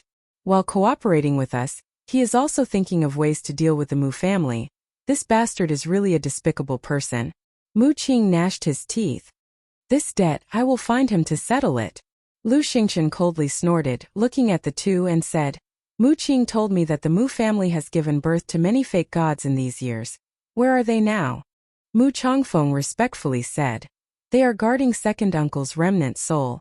Lu Xingchen said, "Did anything happen to second uncle's remnant soul these years?" "No." The two said, "Fortunately, there were no accidents. Otherwise the two of you will not be able to atone for your sins even if you die. Immediately take me to second uncle's remnant soul." Lu Xingchen said. "Yes." The two respectfully responded, then got up, ready to take Lu Xingchen away. Seeing this, Mu Qing hurriedly grabbed Lu Xingchen's arm and asked, "Lord, what about my father? When are we going to save him?" The foundation of the main tower is not as simple as you think. Even if all the fake gods of the Mu family are dispatched, they may not be able to save your father. Unless we can catch them off guard. Moreover, now that Qin Feiyang has been eyeing us covetously, the other fake gods of the Mu family should not be exposed to the world too early. Lu Xingchen said expressionlessly. Then are we just going to ignore it? Mu Qing's face was full of anxiety. To achieve great things, someone must be sacrificed. Lu Xingchen said, his expression incomparably cold. Chapter 1400. Mu Changfeng glanced at Mu Qing and said to Lu Xingchen telepathically, Mu Qing's all-seeing eye is very important to the Mu family, so I think we can't ignore his father. That's what I think too. He has already lost a sister. If he loses his father as well, I'm afraid he will be disheartened. They might even harbor grudges and resentment toward you and the Mu family. Mu Chongyun thought to himself. Lu Xingchen raised his eyebrows and looked at Mu Qing. Well, for your sake, I'll try my best to save your father. Really? Mu Qing's spirit was lifted. Yes. Lu Xingchen nodded. Thank you, Lord. Mu Qing hurriedly kowtowed and thanked him. Lu Xingchen smiled and said, Get up. You probably haven't seen my second brother's remnant soul, right? Come with me to take a look. Yes. Mu Qing replied and stood respectfully behind Lu Xingchen. Lu Xingchen nodded to Mu Changfeng and Mu Changfeng. The two of them understood and immediately led Lu Xingchen and Mu Qing out of the meeting hall, disappearing in the other direction of the city like lightning. Clouds and mist lingered there. Even if one looked closely, nothing unusual would happen. However, as soon as Lu Xingchen and the other three entered the clouds and mist, they instantly disappeared without a trace. It was as if they had evaporated into thin air. At the same time, Chief Pagoda. At the top of a giant mountain, the Chief Pagoda Master stood at the edge of the cliff and looked at the spacetime gate above the Pill Pagoda. His eyes flickered. Gong Sunbei stood respectfully behind him and sighed. I didn't expect Lord Snow Python to open a passage between the Imperial Capital and the Central Divine Kingdom. In the future, whether it's the Central Divine Kingdom or the Great Qin's Imperial Capital, I'm afraid that both will fall into chaos. His face was full of worry. The Chief Pagoda Master said, This is inevitable, but it's also a good thing for us. A good thing? Gong Sunbei was suspicious. Chief Pagoda Master said, Let's wait for Elder Wang to return. Whoosh! Before his voice faded, Wang Su cut through the sky and landed directly on the mountain peak. How is it? Chief Pagoda Master asked. Wang Su said, This old man saw Emperor Hong, the son of Emperor Qin, and Great Qin's imperial preceptor. What? The Qin Emperor actually has a son who is still alive. Gong Sunbei was shocked. Chief Pagoda Master's face also sank slightly. He asked, What is the cultivation level of this Emperor Hong? Very strong. According to this old man's analysis, it should be similar to Mu Changfeng. Wang Su said in a deep voice. If that's the case, he's a heavenly semi-divinity realm cultivator. The Chief Pagoda Master muttered. His eyes flashed as he asked, Then what is their relationship with Qin Feiyang? Although it's only been a short time, it's not hard to tell from their expressions that they don't have a good impression of Qin Feiyang. Wang Yimo said. Gong Sunbei said, Wait, Emperor Hong is the son of Emperor Qin, and Qin Feiyang is also a descendant of Emperor Qin.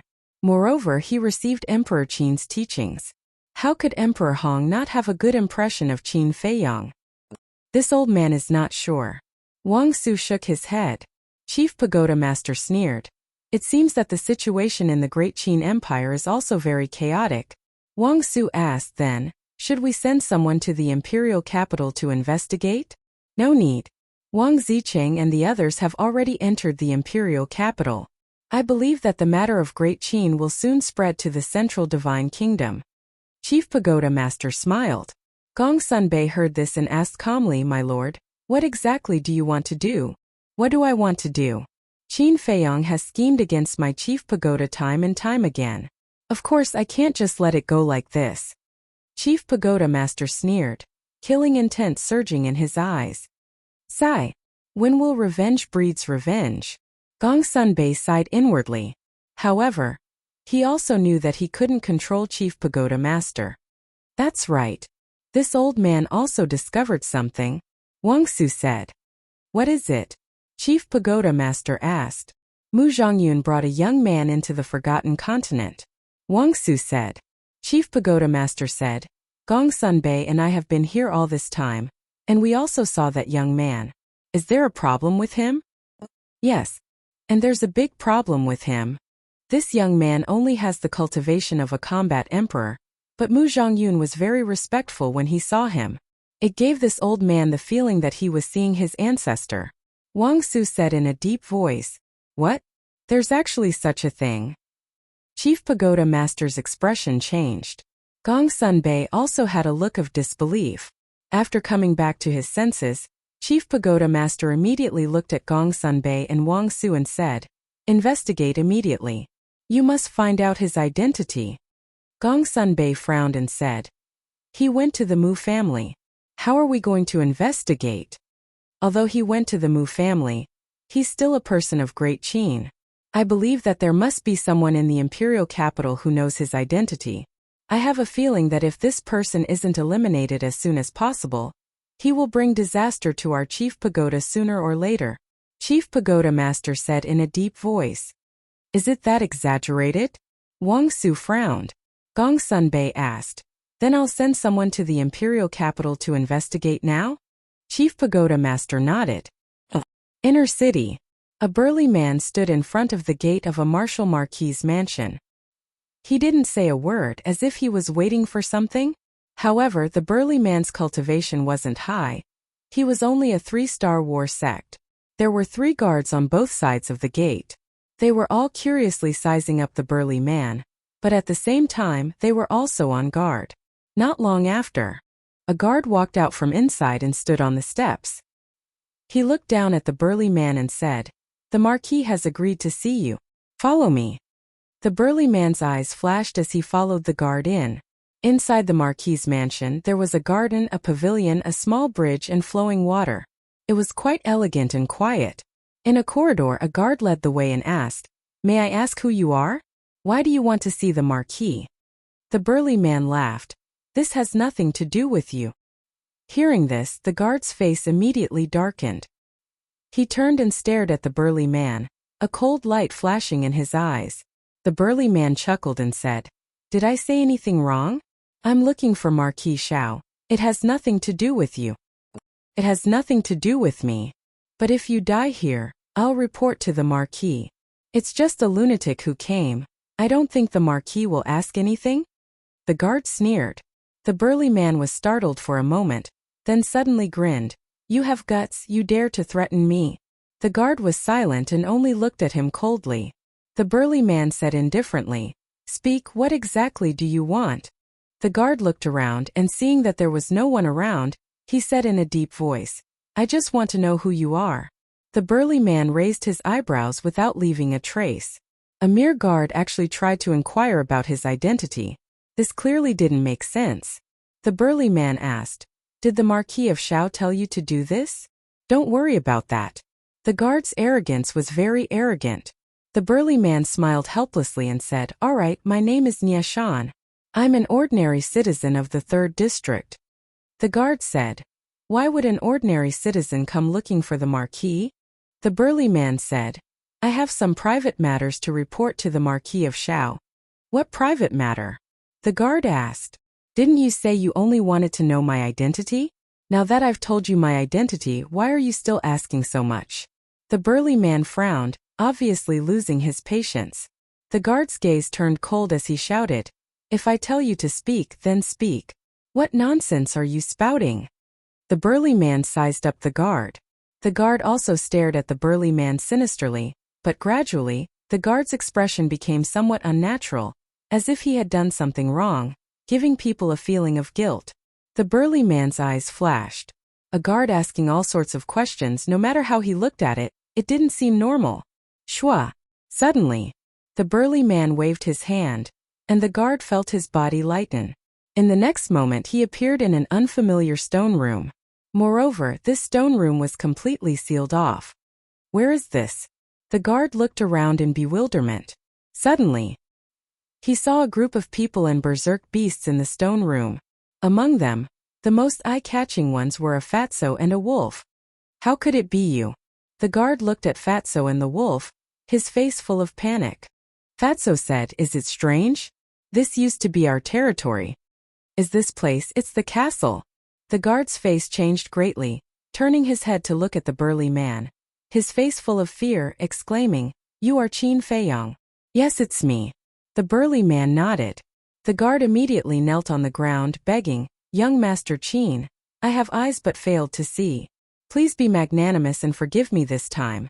Qin Feiyang laughed. "If you have eyes but failed to see, I will definitely not bother with you." "What do you mean?" The guard panicked and asked nervously. "Don't you understand? Then let me tell you. Although I have changed my appearance and you can't recognize me, but your marquis has already agreed to see me, so I am your marquis guest. But you actually asked me again and again about my identity, and even forced me to tell you the purpose of looking for your marquis. Tell me, which guard of the House of Marquis has such guts? The most important thing is that when you asked me these questions, you still chose a place where there was no third person. Doesn't this show that there are many problems with you?" Qin Feiyang laughed. The guard's face was gloomy. "Just based on these, you can actually see that there is a problem with me. Qin Feiyang is indeed Qin Feiyang. Since you have already seen through me, then go to hell." Suddenly, the guard laughed sinisterly and suddenly jumped up. His aura erupted as he punched towards Qin Feiyang's mind. "What? 9-star War Emperor?" Fatso and the others' expressions changed. Unexpectedly, this person was actually hiding his cultivation. Wolf King shouted, "Little Qin Zi, quickly throw him out." If the Thunder Leopard, the three beasts, and Wang Yongfeng were still here, even if this person was a 9-star War Emperor, they would not be moved. But now, everyone went to the ancient pagoda. With their current strength, they could not stop this person at all. "When I kill you, none of the people and beasts around you will live." The guard laughed sinisterly. "I'm afraid you don't have the ability."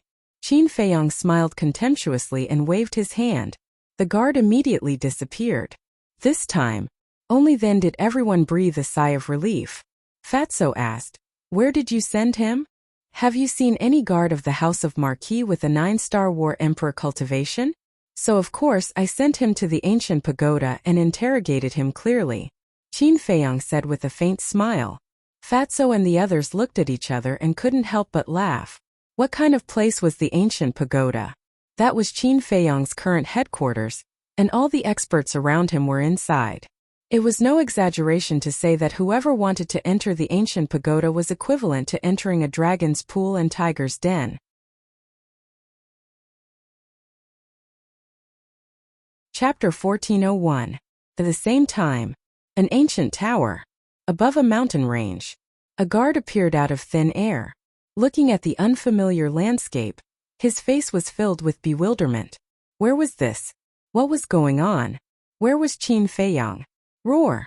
Suddenly, a series of deafening beast roars sounded. The guard was shocked. He lowered his head and scanned the mountains and rivers below. His eyes were suddenly filled with horror. He saw more than a dozen ferocious-looking beasts flying out of the jungle and standing in midair. They raised their heads and looked at him curiously. The aura that these beasts exuded was that of a 9-star combat emperor. Why are there so many 9-star emperor beasts? The guard's face was dull. Below, a beast looked at the guard and asked suspiciously, "Is he also Boss Qin's guest?" "He doesn't look like one. He looks shifty-eyed." Another beast shook its head, looking charmingly naive. "This is your fault. How can you judge a book by its cover? Although he looks ugly, what if he has a beautiful heart?" Another beast said, "Keep bragging. In this world, other than Boss Qin, which human isn't a cunning old fox?" Wrong. Boss Qin is also very cunning, but his cunning is targeted at outsiders. Stop talking. This guy is definitely not a good person. Let's be careful. The group of ferocious beasts looked at the guards warily while commenting, and they didn't transmit their voice. The guards heard every single word. "I look shifty-eyed?" His face suddenly darkened and he shouted, "You're courting death." The group of beasts was stunned. Boom! The guard took a step forward, and a terrifying aura rushed towards the group of ferocious beasts with an overwhelming force. Are you sure you want to make a move? A beast looked at him strangely. Why? Do you think you have the advantage because you have more people? The guard looked disdainful. Although these beasts were all 9-star combat emperors, he was confident that he could kill this group of beasts with his perfect battle art. The group of beasts immediately laughed. What's the situation? Seeing this, the guard was surprised. Suddenly, one of the beasts roared, "Brothers, someone wants to bully us. Come and help." His voice was like a great bell, resounding in all directions. Roar! Immediately, deafening roars rang out one after another from the surrounding mountains and rivers. What? The guard scanned the surrounding mountains and rivers in shock. Who dares to bully us? Do you want to die? Humph. This emperor wants to see who has the guts to come to our territory and cause trouble. Following a series of furious roars, several ferocious beasts dashed out from the mountain. Some were as big as mountains, while others were as small as boulders. This. The guard was dumbfounded. 5 and 2040. How could there be so many 9-star monarch beasts? And it wasn't over yet. Tell me, how should I punish you now? Don't. We didn't do it on purpose. Yeah. It's not our fault. He's too arrogant. As soon as he came in, he said he wanted to kill us. We can't just sit and wait for death. The group of beasts felt wronged. Puff. Qin Feiyong couldn't help but laugh. Boss Qin, what are you laughing at? The beasts looked at him suspiciously. You know what? You guys are too cute right now. I'm just teasing you guys. This person is not my guest. Qin Feiyong laughed. Teasing us? The group of beasts looked at each other. Boss Qin, how can you do this? Don't you know that this will scare us to death? When they came back to their senses, the beasts immediately stared at Qin Feiyong with dissatisfaction and kept complaining. Qin Feiyong shook his head and waved his hand. Okay. It's my fault. I apologize to you guys. Now get out of the way, I have something to ask him. You have to compensate us for the mental damage. Yes, our little sweetheart was almost scared to death by you just now. All the beasts groaned in agreement. Are you guys so timid? Qin Feiyong rolled his eyes. The guard whose cultivation was crippled was imprisoned in the void by a beast. At this moment, he was staring at Qin Feiyong with resentment. Qin Feiyong walked to the front of the guard, shook his head and smiled. You're really bold. You actually dare to be arrogant here. Don't talk nonsense. If you want to kill me, then do it. The guard laughed sinisterly. You want to die? It's not up to you now. Qin Feiyong chuckled, took out a facial restoration pill, and directly stuffed it into the guard's mouth. The guard's face and figure suddenly distorted. Soon, a rough face appeared in Qin Feiyong's sight. Qin Feiyong looked at the guard. This was a burly man. He was more than 9 meters tall, like a small giant. The muscles all over his body bulged like dragons, full of explosive power. There's indeed a problem. Qin Feiyong's eyes flashed with a cold light. His hands formed a seal, and the enslavement seal appeared, instantly entering the burly man's head. The burly man howled miserably, incomparably mournful. After controlling the burly man, Qin Feiyong asked, Tell me, who are you? Pretending to be the guard of Marquis Shao, what is your purpose? The burly man laughed sinisterly. I won't say it even if you beat me to death. So unafraid of death? Qin Feiyong was surprised. Originally, he thought that he could get the answer from the burly man's inner thoughts, but he didn't expect that this person was now bent on seeking death. After pondering for a while, Qin Feiyong raised his arm, reached into the burly man's arms, and took out a Qingkuan bag. The burly man sneered. Don't waste your time, there's nothing inside. Qin Feiyong didn't believe it, and lowered his head to check carefully. In the end, in this person's Qingkuan bag, other than some daily necessities, medicinal herbs, pills, and gold coins, he really couldn't find anything that could prove this person's identity. Qin Feiyong was silent for a moment, and a light suddenly flashed past his eyes. He raised his head to look at the burly man and laughed. Actually, your identity is not difficult to guess. Then why don't you guess? The burly man looked at him with a face full of ridicule. The 9-star war emperor of the Great Qin are basically gathered in the imperial palace, War God Shrine, Law Enforcement Hall, and the various Martial Marquis Palace. And you pretended to be a guard and lurked beside the Marquis of Shao. You should be monitoring him. But as far as I know, the Marquis of Shao is an upright and low-key person. He rarely has any grudges with others, so the various Martial Marquis Palace can be excluded. Then only the Imperial Palace, War God Shrine, and Law Enforcement Hall are left. I remember that in the Central Plaza, because of the matter between me and the Emperor, the Marquis of Shao repeatedly raised objections to the Imperial Tutor. I think that with the Imperial Tutor's personality, he will definitely hold a grudge. In addition, the Imperial Palace, War God Shrine, and Law Enforcement Hall are all under the control of the Imperial Tutor. Therefore, I speculate that you are one of the Imperial Tutor's men. Qin Feiyong said, his eyes shining. The burly man's gaze trembled, and there was a trace of disbelief on his face. Looking at your expression, it seems that my guess is not wrong. Since you are one of the Imperial Tutor's men, then it won't be difficult to find out your identity. Qin Feiyong smiled faintly, took out the image crystal and surged with battle chi. Buzz. Not long later, Yen Wei's shadow appeared. The burly man looked at Yen Wei. His face suddenly changed, and instinctively cried out, "How could it be him? You know Yen Wei? Then it seems that he should be from the Law Enforcement Hall," Qin Feiyong muttered.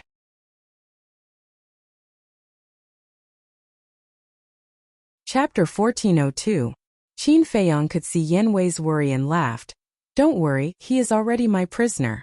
Even if he knows that you are my man, he will not be able to tell the Imperial Tutor." "Prisoner?" Yen Wei was slightly startled, then heaved a sigh of relief. "Qin Feiyong's men?" The burly man was also stunned, and then shouted at Yen Wei, "You are actually a spy that Qin Feiyong placed by Sir's side.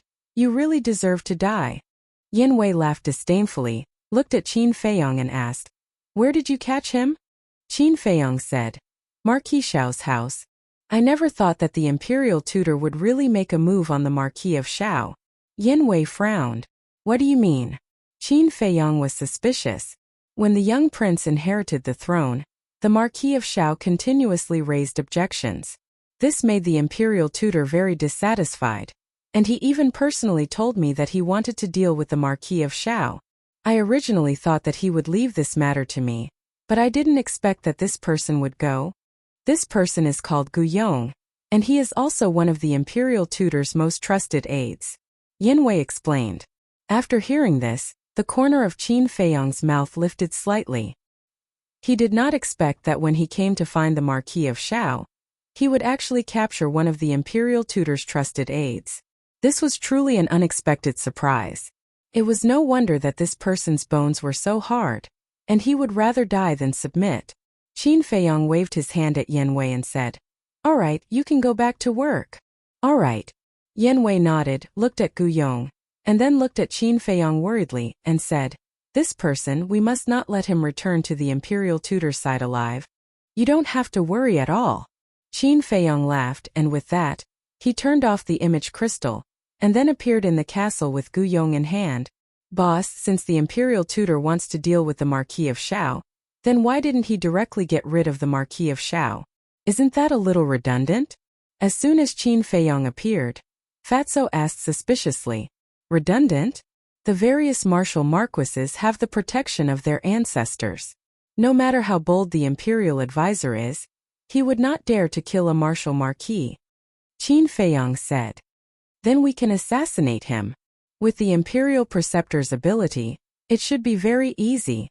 Fatso said. "It is very easy."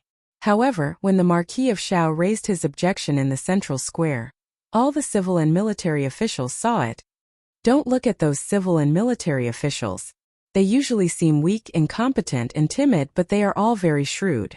They all know in their hearts that the Marquis of Shao had angered the Imperial advisor. If the Marquis of Shao is assassinated at this time, then there will definitely be people who suspect the Imperial advisor. At this critical juncture, the Imperial Preceptor does not dare to take this risk. Qin Feiyong sneered. "I see." Fatso was suddenly enlightened. He looked at Gu Yong and asked, "Then how should we deal with this person? He's still useful. Keep an eye on him." Don't let him find a chance to commit suicide. Qin Feiyong instructed before changing back to his previous appearance. Concealing his cultivation, he appeared in the corridor of the Marquis's mansion. He looked around and walked towards the end of the corridor. Not long after, a garden entered his line of sight. In the garden, there was a 17 or 18-year-old woman. She wore a light green dress and had long black hair that draped over her shoulders. She had an exquisite figure and looked youthful and beautiful. The woman was squatting in a field of flowers, fiddling with a few wild flowers. At the side, there were two maids accompanying him. Qin Feiyong looked at the woman and entered the garden. "Who are you?" Seeing Qin Feiyong, the two maids immediately became vigilant. The green-clothed woman also raised her head to look at Qin Feiyong, her bright eyes carrying a trace of suspicion and curiosity. Qin Feiyong walked to the front of the three of them, looked at the green-clothed woman, cupped his hands and smiled. "I am Nie Shan. I have something to discuss with the Marquis of Shao. I hope Miss can guide me." "To see father." The green-clothed woman was taken aback. She stood up and looked at Qin Feiyong. She asked suspiciously, "Is there no one to lead the way for you?" "So it's the daughter of the Marquis of Shao." Qin Feiyong muttered and laughed. Just now there was a guard leading the way, but halfway there, he seemed to have something to do and left. He pointed me in the direction and told me to look for him, but this Marquis's mansion is too big.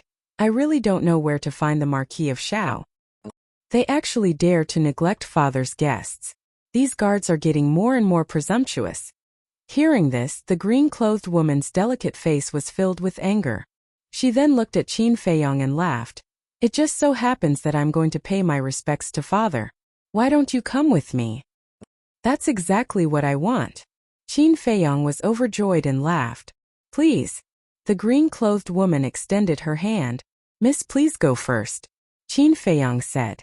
The green-clothed woman smiled and turned around to walk towards a lake in the distance. The two maids glanced at Qin Feiyong and hurriedly followed.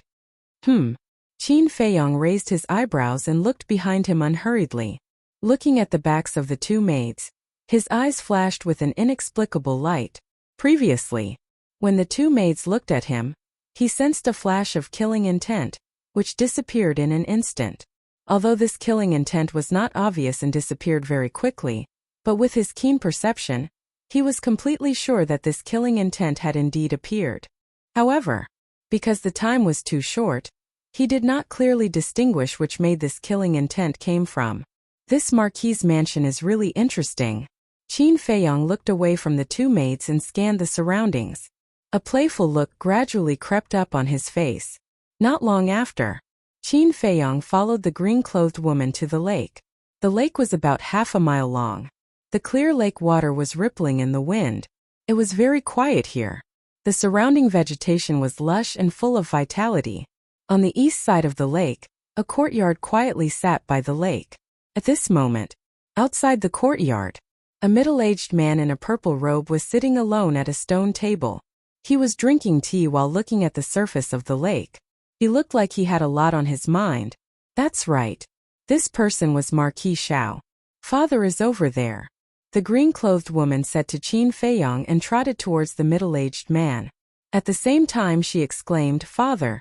The green-clothed woman's voice awakened Marquis Shao. He raised his head to look at the green-clothed woman. His weather-beaten face suddenly revealed a trace of doting. However, when he looked at Qin Feiyong, there was a trace of suspicion in his eyes. Soon, the four of them walked in front of Marquis Shao. "Greetings, Marquis." The two maids bowed. "Greetings, Marquis Shao." Qin Feiyong also cupped his hands and bowed. "Yes." Marquis Shao nodded, looked at Qin Feiyong and asked, "Are you the person that the guard mentioned before?" "Yes." Qin Feiyong nodded. Marquis Shao asked, "Why are you looking for this Marquis?" "This?" Qin Feiyong glanced at the green-clothed woman and the two maids. As a Marquis, how could he not understand what Qin Feiyong meant? He said indifferently, "There are no outsiders here. If you have something to say, just say it." "That's not necessarily true," Qin Feiyong said meaningfully. Marquis Shao raised his eyebrows and pointed to the green-clothed woman. "She is this Marquis's daughter. You still don't believe me?" Qin Feiyong said, "Marquis's daughter. Naturally there's no problem." "What do you mean?" According to what you said, there's a problem with my two maids. Don't be too presumptuous. They grew up with me. Although they are my maids on the surface, we are actually like sisters. The green-clothed woman said angrily. Kyr, don't be rude. Marquis Xiao berated, looked at Qin Feiyong and said, if you have something to say, then say it quickly, otherwise this Marquis will give the order to leave. Sigh. Marquis is in danger right now, but he doesn't know about it at all. How sad. Qin Feiyong sighed. Impudent. Marquis Xiao suddenly stood up, and a terrifying emperor's might pressed towards Qin Feiyong. Qin Feiyong's eyes flashed. He suddenly turned around and rushed towards the two maids. What are you doing? The two maids immediately retreated in fear. The green-clothed woman's expression also changed, and she shouted, Father, quickly stop him. Marquis Xiao was furious, and slapped towards Qin Feiyong's back. But Qin Feiyong ignored him, stared at the two maids and muttered, let's see how long you can hide? Boom! The aura of a 5-star war emperor suddenly erupted. What? So strong? Marquis Xiao was shocked, and immediately used his full strength, the battle chi in his palm surging out. At the same time, Qin Feiyong had already arrived in front of the two maids, raised his hands and grabbed towards the two maids' heads. His 10 fingers were bent like 2 eagle claws. Red sword chi lingered around, emitting a terrifying sharpness. The two maids' faces turned pale, but they did not retaliate. Qin Feiyong looked at them and laughed sinisterly. If you continue to endure, you will only die. Before he could finish, one of the maid's eyes flashed with a hint of struggle, and then a terrifying emperor's might rushed out from her body. It was the 9-star war emperor. How is this possible? The other maid, the green-clothed woman, looked at the maid in shock. Marquis Xiao also braked and stopped behind Qin Feiyong, his face full of shock and bewilderment. The maid glanced at Marquis Xiao, stared at Qin Feiyong sinisterly, and said, You dare to destroy my plan no matter who you are? You must die today. Finished. She raised her arm like lightning and slapped Qin Feiyong's chest with her palm. With just you? Qin Feiyong laughed disdainfully and retreated a step. At the same time, with a thought, Thunder Leopard and the other two beasts appeared in front of him out of thin air. What's going on? Facing this sudden turn of events, Thunder Leopard and the other two beasts were stunned. It's them. Could this person be? At the same time, seeing Thunder Leopard and the other two beasts appear, Marquis Xiao and the maid's expressions changed. They immediately looked at Qin Feiyong, and a terrifying name appeared in their minds at the same time. Qin Feiyong. Qin Feiyong shouted, Stop talking nonsense, quickly cripple her. Cripple who? Thunder Leopard and the other two beasts turned to look at Qin Feiyong with dumbfounded expressions. They couldn't hear anything from the inside of the ancient pagoda. So even now they still hadn't figured out what was going on? Her. Qin Feiyong pointed at the maid. Thunder Leopard and the other two beasts looked at the maid, their eyes suddenly bursting with an astonishing ferocious light. Although he didn't know what was going on, the person that Qin Feiyong wanted to kill was definitely an enemy. Seeing this, the maid turned around and fled. Heh! Thunder Leopard grinned, turned into the power of thunder, and instantly caught up to the maid, slapping her back with his claws. The maid let out a blood-curdling scream and fell into the lake below, splashing up huge waves. Thunder Leopard stood in the air, looked at the lake with contempt and said, Second brother, third brother, I'll leave the rest to you guys. Let's end this quickly. Qin Feiyong added, Don't worry. We don't need 5 breaths of time to end the battle. After all, we are from the Sea of Samsara. Fighting in the water is our forte.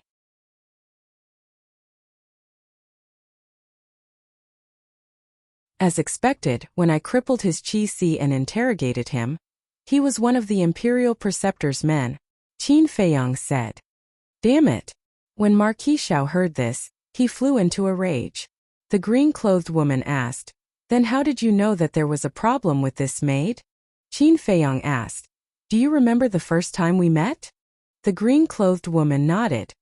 It was at that time that a trace of killing intent appeared when she looked at me. But at that time she concealed it very well. I was unable to determine which maid this killing intent came from. However, if there is killing intent, it means that there must be a problem with one of them, Qin Feiyong said. Killing intent? The green-clothed woman was stunned. Then why didn't I sense it at that time? Ugh! Qin Feiyong was stunned, not knowing how to answer. Marquis Xiao said helplessly, Kair, don't mess around. You and Qin Feiyong are not on the same level at all. What he can sense, even father might not be able to sense, let alone you. The green-clothed woman smiled embarrassedly and then stared at Qin Feiyong without blinking. Her moving eyes were filled with curiosity. What kind of man was this? Who? Marquis Xiao took a deep breath and bowed to Qin Feiyong, saying, Thank you.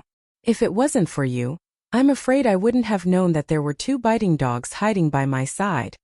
Marquis Xiao was also a smart person. After knowing the identities of the 2, he knew the intentions of the Imperial Preceptor. Qin Feiyong had saved his life. No. He had saved his entire house of Marquis. It's just a small matter. Qin Feiyong smiled faintly as he glanced at the other maid. Then what should we do with them now? Marquis Xiao glanced at Guyong and the other 2. Then looked at Qin Feiyong and asked. Qin Feiyong said indifferently, You can do whatever you want. These damn things should be thrown into the lake to feed the fish. Killing intent flashed in Marquis Xiao's eyes. He reached out with both hands and directly twisted Guyong and the other 2's necks. Then, like throwing trash, he threw them into the lake. Qin Feiyong glanced at the lake, then looked at the other maid and said, She can't be left alive either. The maid's expression changed. She hurriedly ran behind the green-clothed woman and looked at Qin Feiyong in fear. Don't be afraid, I will protect you. The green-clothed woman comforted her and glared at Qin Feiyong. Why? Marquis Xiao was also puzzled. The Imperial Preceptor has already set his eyes on you. The Imperial Preceptor must have already discovered the deaths of Guyong and the other 2. So, he will definitely think of a way to investigate this matter. Qin Feiyong said. Marquis Xiao frowned. He looked at the maid and said, You mean the Imperial Preceptor will make a move on her? That's right. Until the last moment, the Imperial Preceptor would not dare to make a move on you and your daughter. Then, she is the only one left because she is the only one who knows. Qin Feiyong said. The green-clothed woman said, Don't worry, she won't say anything. Yes. I will definitely keep my mouth shut.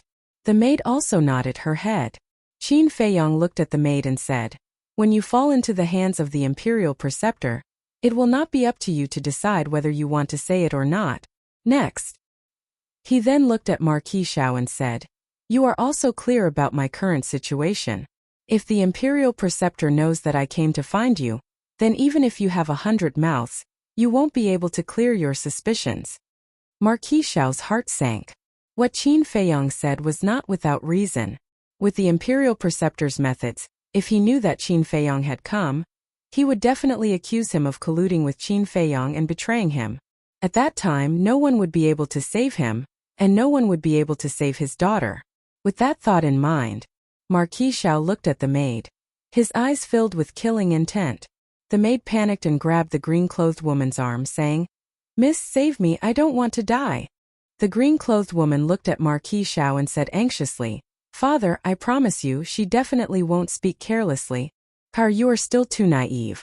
Even if we don't kill her now, she will die at the hands of the Imperial Preceptor sooner or later. You can save her from us now, but in the future, can you save her from the Imperial Preceptor? Marquis Xiao sighed. The green-clothed woman stood in front of the maid and shook her head. No matter what, I won't allow you to kill her. Marquis Xiao became angry and shouted, Impudent, retreat immediately. No. The green-clothed woman shook her head. Marquis Xiao looked at the green-clothed woman, and a trace of helplessness gradually crept up in his eyes. He looked at Qin Feiyong for help. Qin Feiyong's brows also tightened. A moment later, Qin Feiyong sighed helplessly. Fine. I'll send her to a place where no one can hurt her. Where? Marquis Xiao asked. Inside my spatial divine object. But before we go, just in case, I still have to check her identity. After Qin Feiyong finished speaking, he took out a pill and threw it to the maid. For now I can only trouble you. Marquis Xiao smiled apologetically at Qin Feiyong, looked at the maid and said, Hurry up and take the pill. Thank you, young Master Qin. Thank you, young Master Qin, for not killing me. The maid hurriedly stepped forward and bowed. She then grabbed the pill and put it into her mouth. Finally, The maid's face didn't change in the slightest.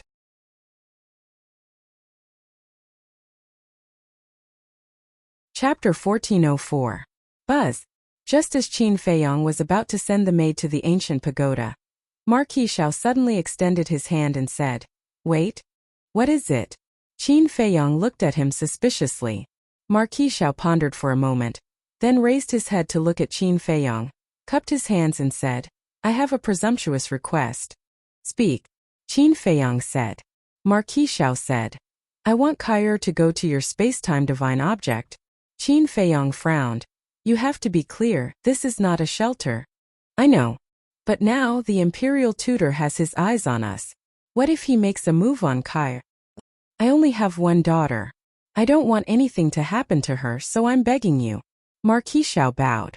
Qin Feiyong said, "Then aren't you afraid that I will harm your daughter? You should know that I am not a good person either." Marquis Xiao laughed.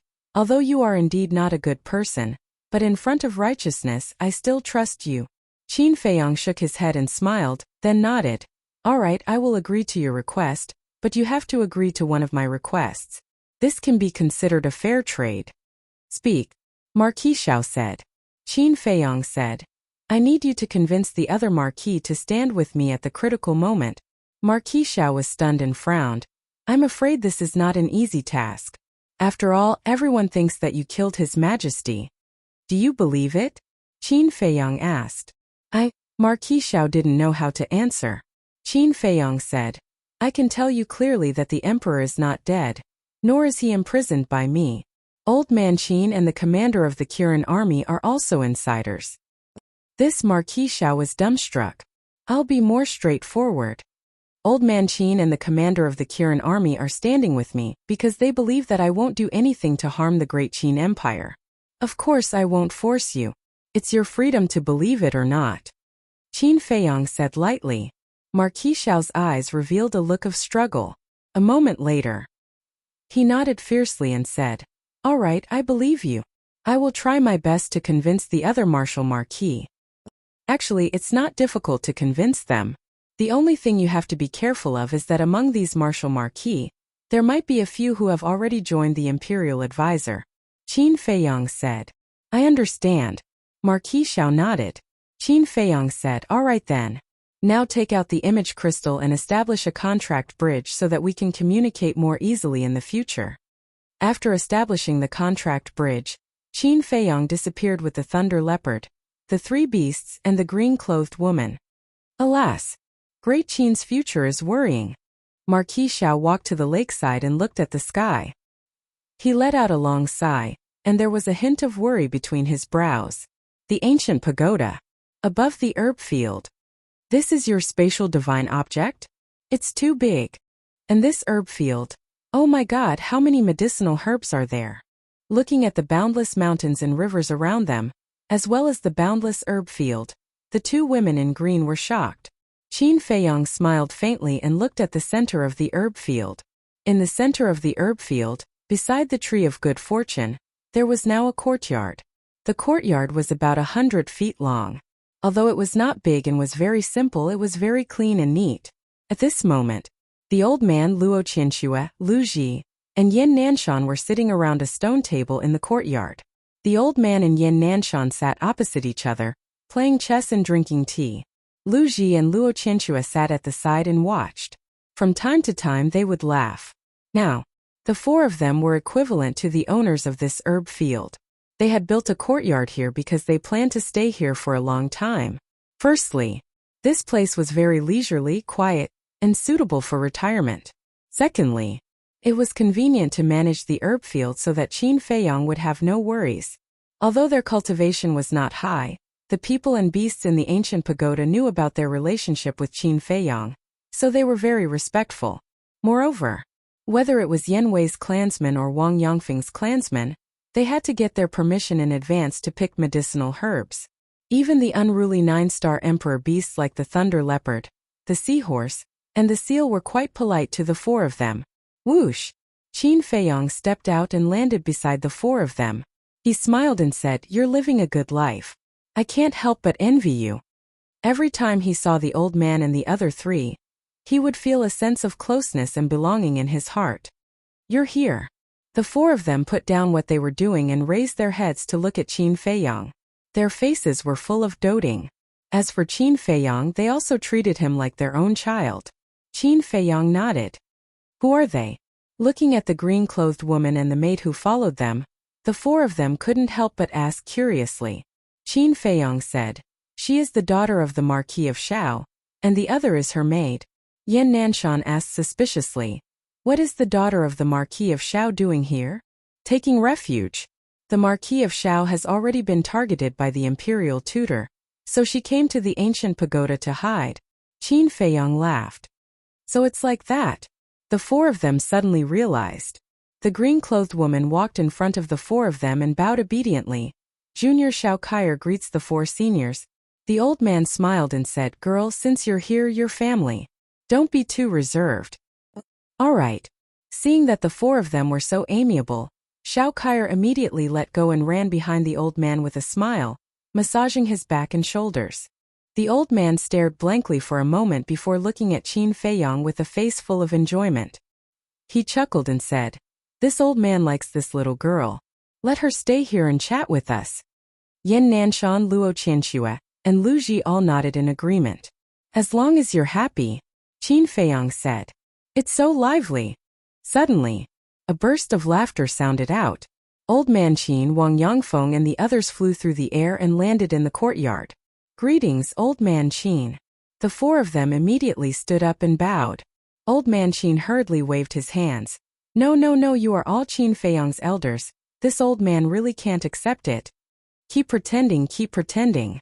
Lei Bao and the other two beasts looked at him with disdain. What this old man said is the truth, why don't you believe me? Furthermore, this old man is living under someone else's roof, so I can't pretend even if I want to.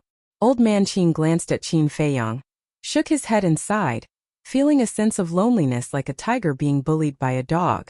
What else could Qin Feiyang say about this? There was nothing he could say. He could only smile helplessly. In any case, as long as these old people were happy, it was fine. Old man Qin is actually here too. Shao Kaier and the maid looked at each other and hurriedly went forward to bow. You're here too. It seems that your father is still a reasonable person. Old man Qin glanced at the maid and smiled at Shao Kaier. Shao Kaier said, Junior doesn't dare to guarantee anything else, but Junior dares to guarantee father's loyalty to Great Qin with my life. This old man doesn't dare to believe your words, but this old man believes in Qin Feiyang's vision and judgment. Since he can bring you here, it means that there is no problem with Marquis Shao. Old man Qin said. Shao Kaier glanced at Qin Feiyang. What kind of charm did this man have? Even old man Qin trusted him so much? Next, everyone gathered together and chatted happily. Lei Bao rolled his eyes and leaned over to Wang Yangfeng's side, whispering, Old Wang, did you mention to him about opening the gate of potential? The seal and seahorse also immediately went up. Yes. Wang Yangfeng nodded. Then how did he answer? Lei Bao asked, looking rather nervous. Sigh. Wang Yangfeng sighed. The others also lowered their heads, looking disappointed. Seeing this, Lei Bao and the other two beasts also lowered their heads, their hearts filled with disappointment. But they didn't notice that when they lowered their heads, Wang Yangfeng and the others instantly had a look of ridicule on their faces. This bastard old man is too much. Isn't that so? Now he's eating our food and living in our place. He's not even willing to help us with a small favor. No, I have to get Boss Qin to chase him out. The three beasts were indignant. Just as they were about to rush towards old man Qin in anger, Wang Yangfeng's expression changed slightly, and he hurriedly sent a sound transmission. Don't mess around, we were just teasing you. He has already agreed to help us open the gate of potential. Teasing us? The three beasts were slightly stunned and immediately flew into a rage out of humiliation, glaring fiercely at the group of people. At this moment, Qin Feiyang smiled and said, All right, you guys take your time to chat, I'll go take a look at my disciple. Although he liked the feeling of everyone gathering together to chat and laugh, he knew that he was not qualified to do so now. There were many things waiting for him to deal with. You have a disciple? Old man Qin looked at him in surprise. Qin Feiyang said unhappily, I'm at least a 4-star combat emperor now. What's wrong with accepting a disciple? Old man Qin said indifferently. Nothing, I'm just worried that you'll lead others astray. When the old man and the others heard this, they couldn't help but laugh. Qin Feiyang was helpless. Was he that bad? Ignoring everyone's laughter, Qin Feiyang closed his eyes and quickly found Wang Xiaojie and Mu Chan. Swoosh! Following closely, Qin Feiyang opened his eyes and glanced at everyone, then concealed his aura, and with a flash, he instantly descended above a forest. In the forest, the bushes were overgrown, the weeds were dense, and there were berserk beasts everywhere. However, the cultivation of the berserk beasts here was not strong. They were basically between the warrior and the war emperor. Although these berserk beasts were nothing to Qin Feiyang, to Wang Xiaojie and Mu Chan, they were fatal existences. At this moment, the two of them were being chased by a few berserk beasts. Their hair was a mess and their bodies were covered in blood. They also emitted a stench, as if they were two beggars. Wang Xiaojie roared. Ever since we were thrown here, we have been chased by berserk beasts all day long. When will these days end? What's the use of complaining? Hurry up and think of a way to deal with them. Otherwise we'll all be finished today. Mu Chan was relatively calmer. After all, he had experienced many things in the Mu family that Wang Xiaojie had never experienced. However, although they had been chased by berserk beasts during this period of time, their battle consciousness and courage were growing every day. Shua! Suddenly, a figure rushed out from the forest and landed beside Qin Feiyang. He bowed and said, "Greetings, young master." This was a middle-aged man with the cultivation of an 8-star combat emperor. "You are?" Qin Feiyang was suspicious. The burly man said respectfully, "This subordinate is called Wang Yi. Under the orders of the ancestor, I am secretly protecting the two of them."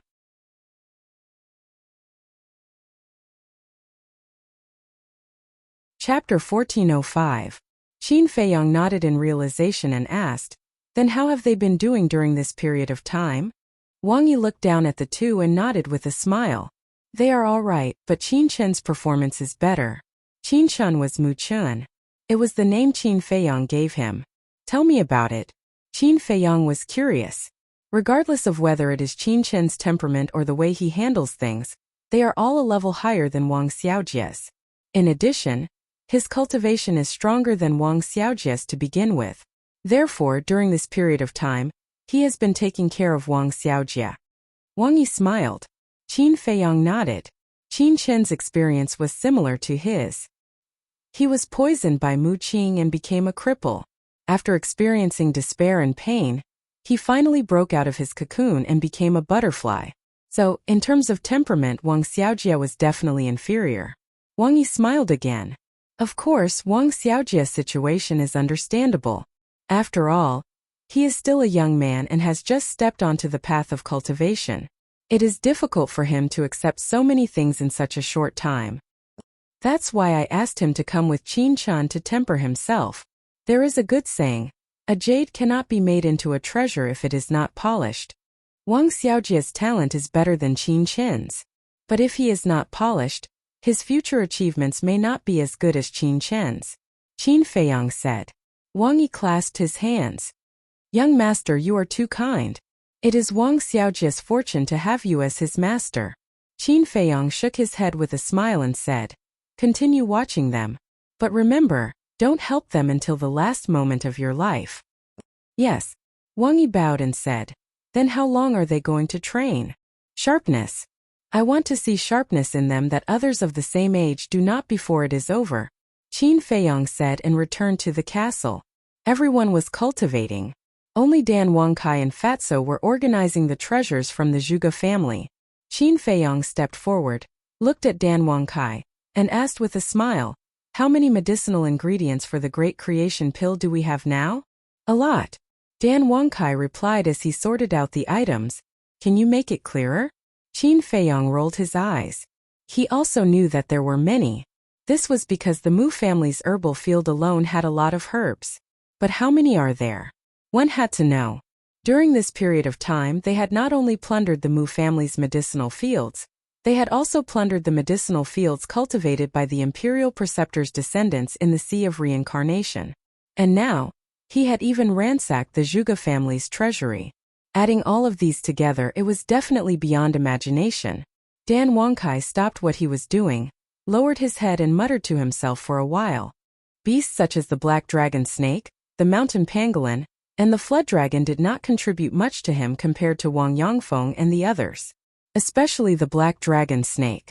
Ever since it followed Qin Feiyang, it had been cultivating in seclusion. But had Qin Feiyang ever given up on it? No. Not only did he not give up, as long as it was what the black dragon snake wanted, Qin Feiyang would satisfy it. This was Qin Feiyang's character. He cherished his comradeship and friendship very much. As long as you treated him sincerely, he would repay you 10 times, or even 100 times. Hearing Qin Feiyang's words, Fatso and Dan Wangkai both fell silent, with a hint of shame on their faces. Fatso looked at Qin Feiyang apologetically and said, "Boss, I'm sorry, I was selfish, I promise I won't do it again." "Me too." Dan Wangkai lowered his head and said. Qin Feiyang laughed. "It's great to know your mistakes and be able to correct them." Seeing that Qin Feiyang did not look angry at all, the two of them secretly heaved a sigh of relief, and a smile crept onto their faces. "You guys go ahead." Qin Feiyang smiled, then walked to the front of the altar, opened the iron box, flipped open the 6-word divine formula, and continued to copy the Xing character formula. Actually, in terms of contribution, Dan Wangkai's contribution to Qin Feiyang was the greatest. Because ever since Dan Wangkai entered the castle, Qin Feiyang had basically never touched the pill furnace again. One had to know.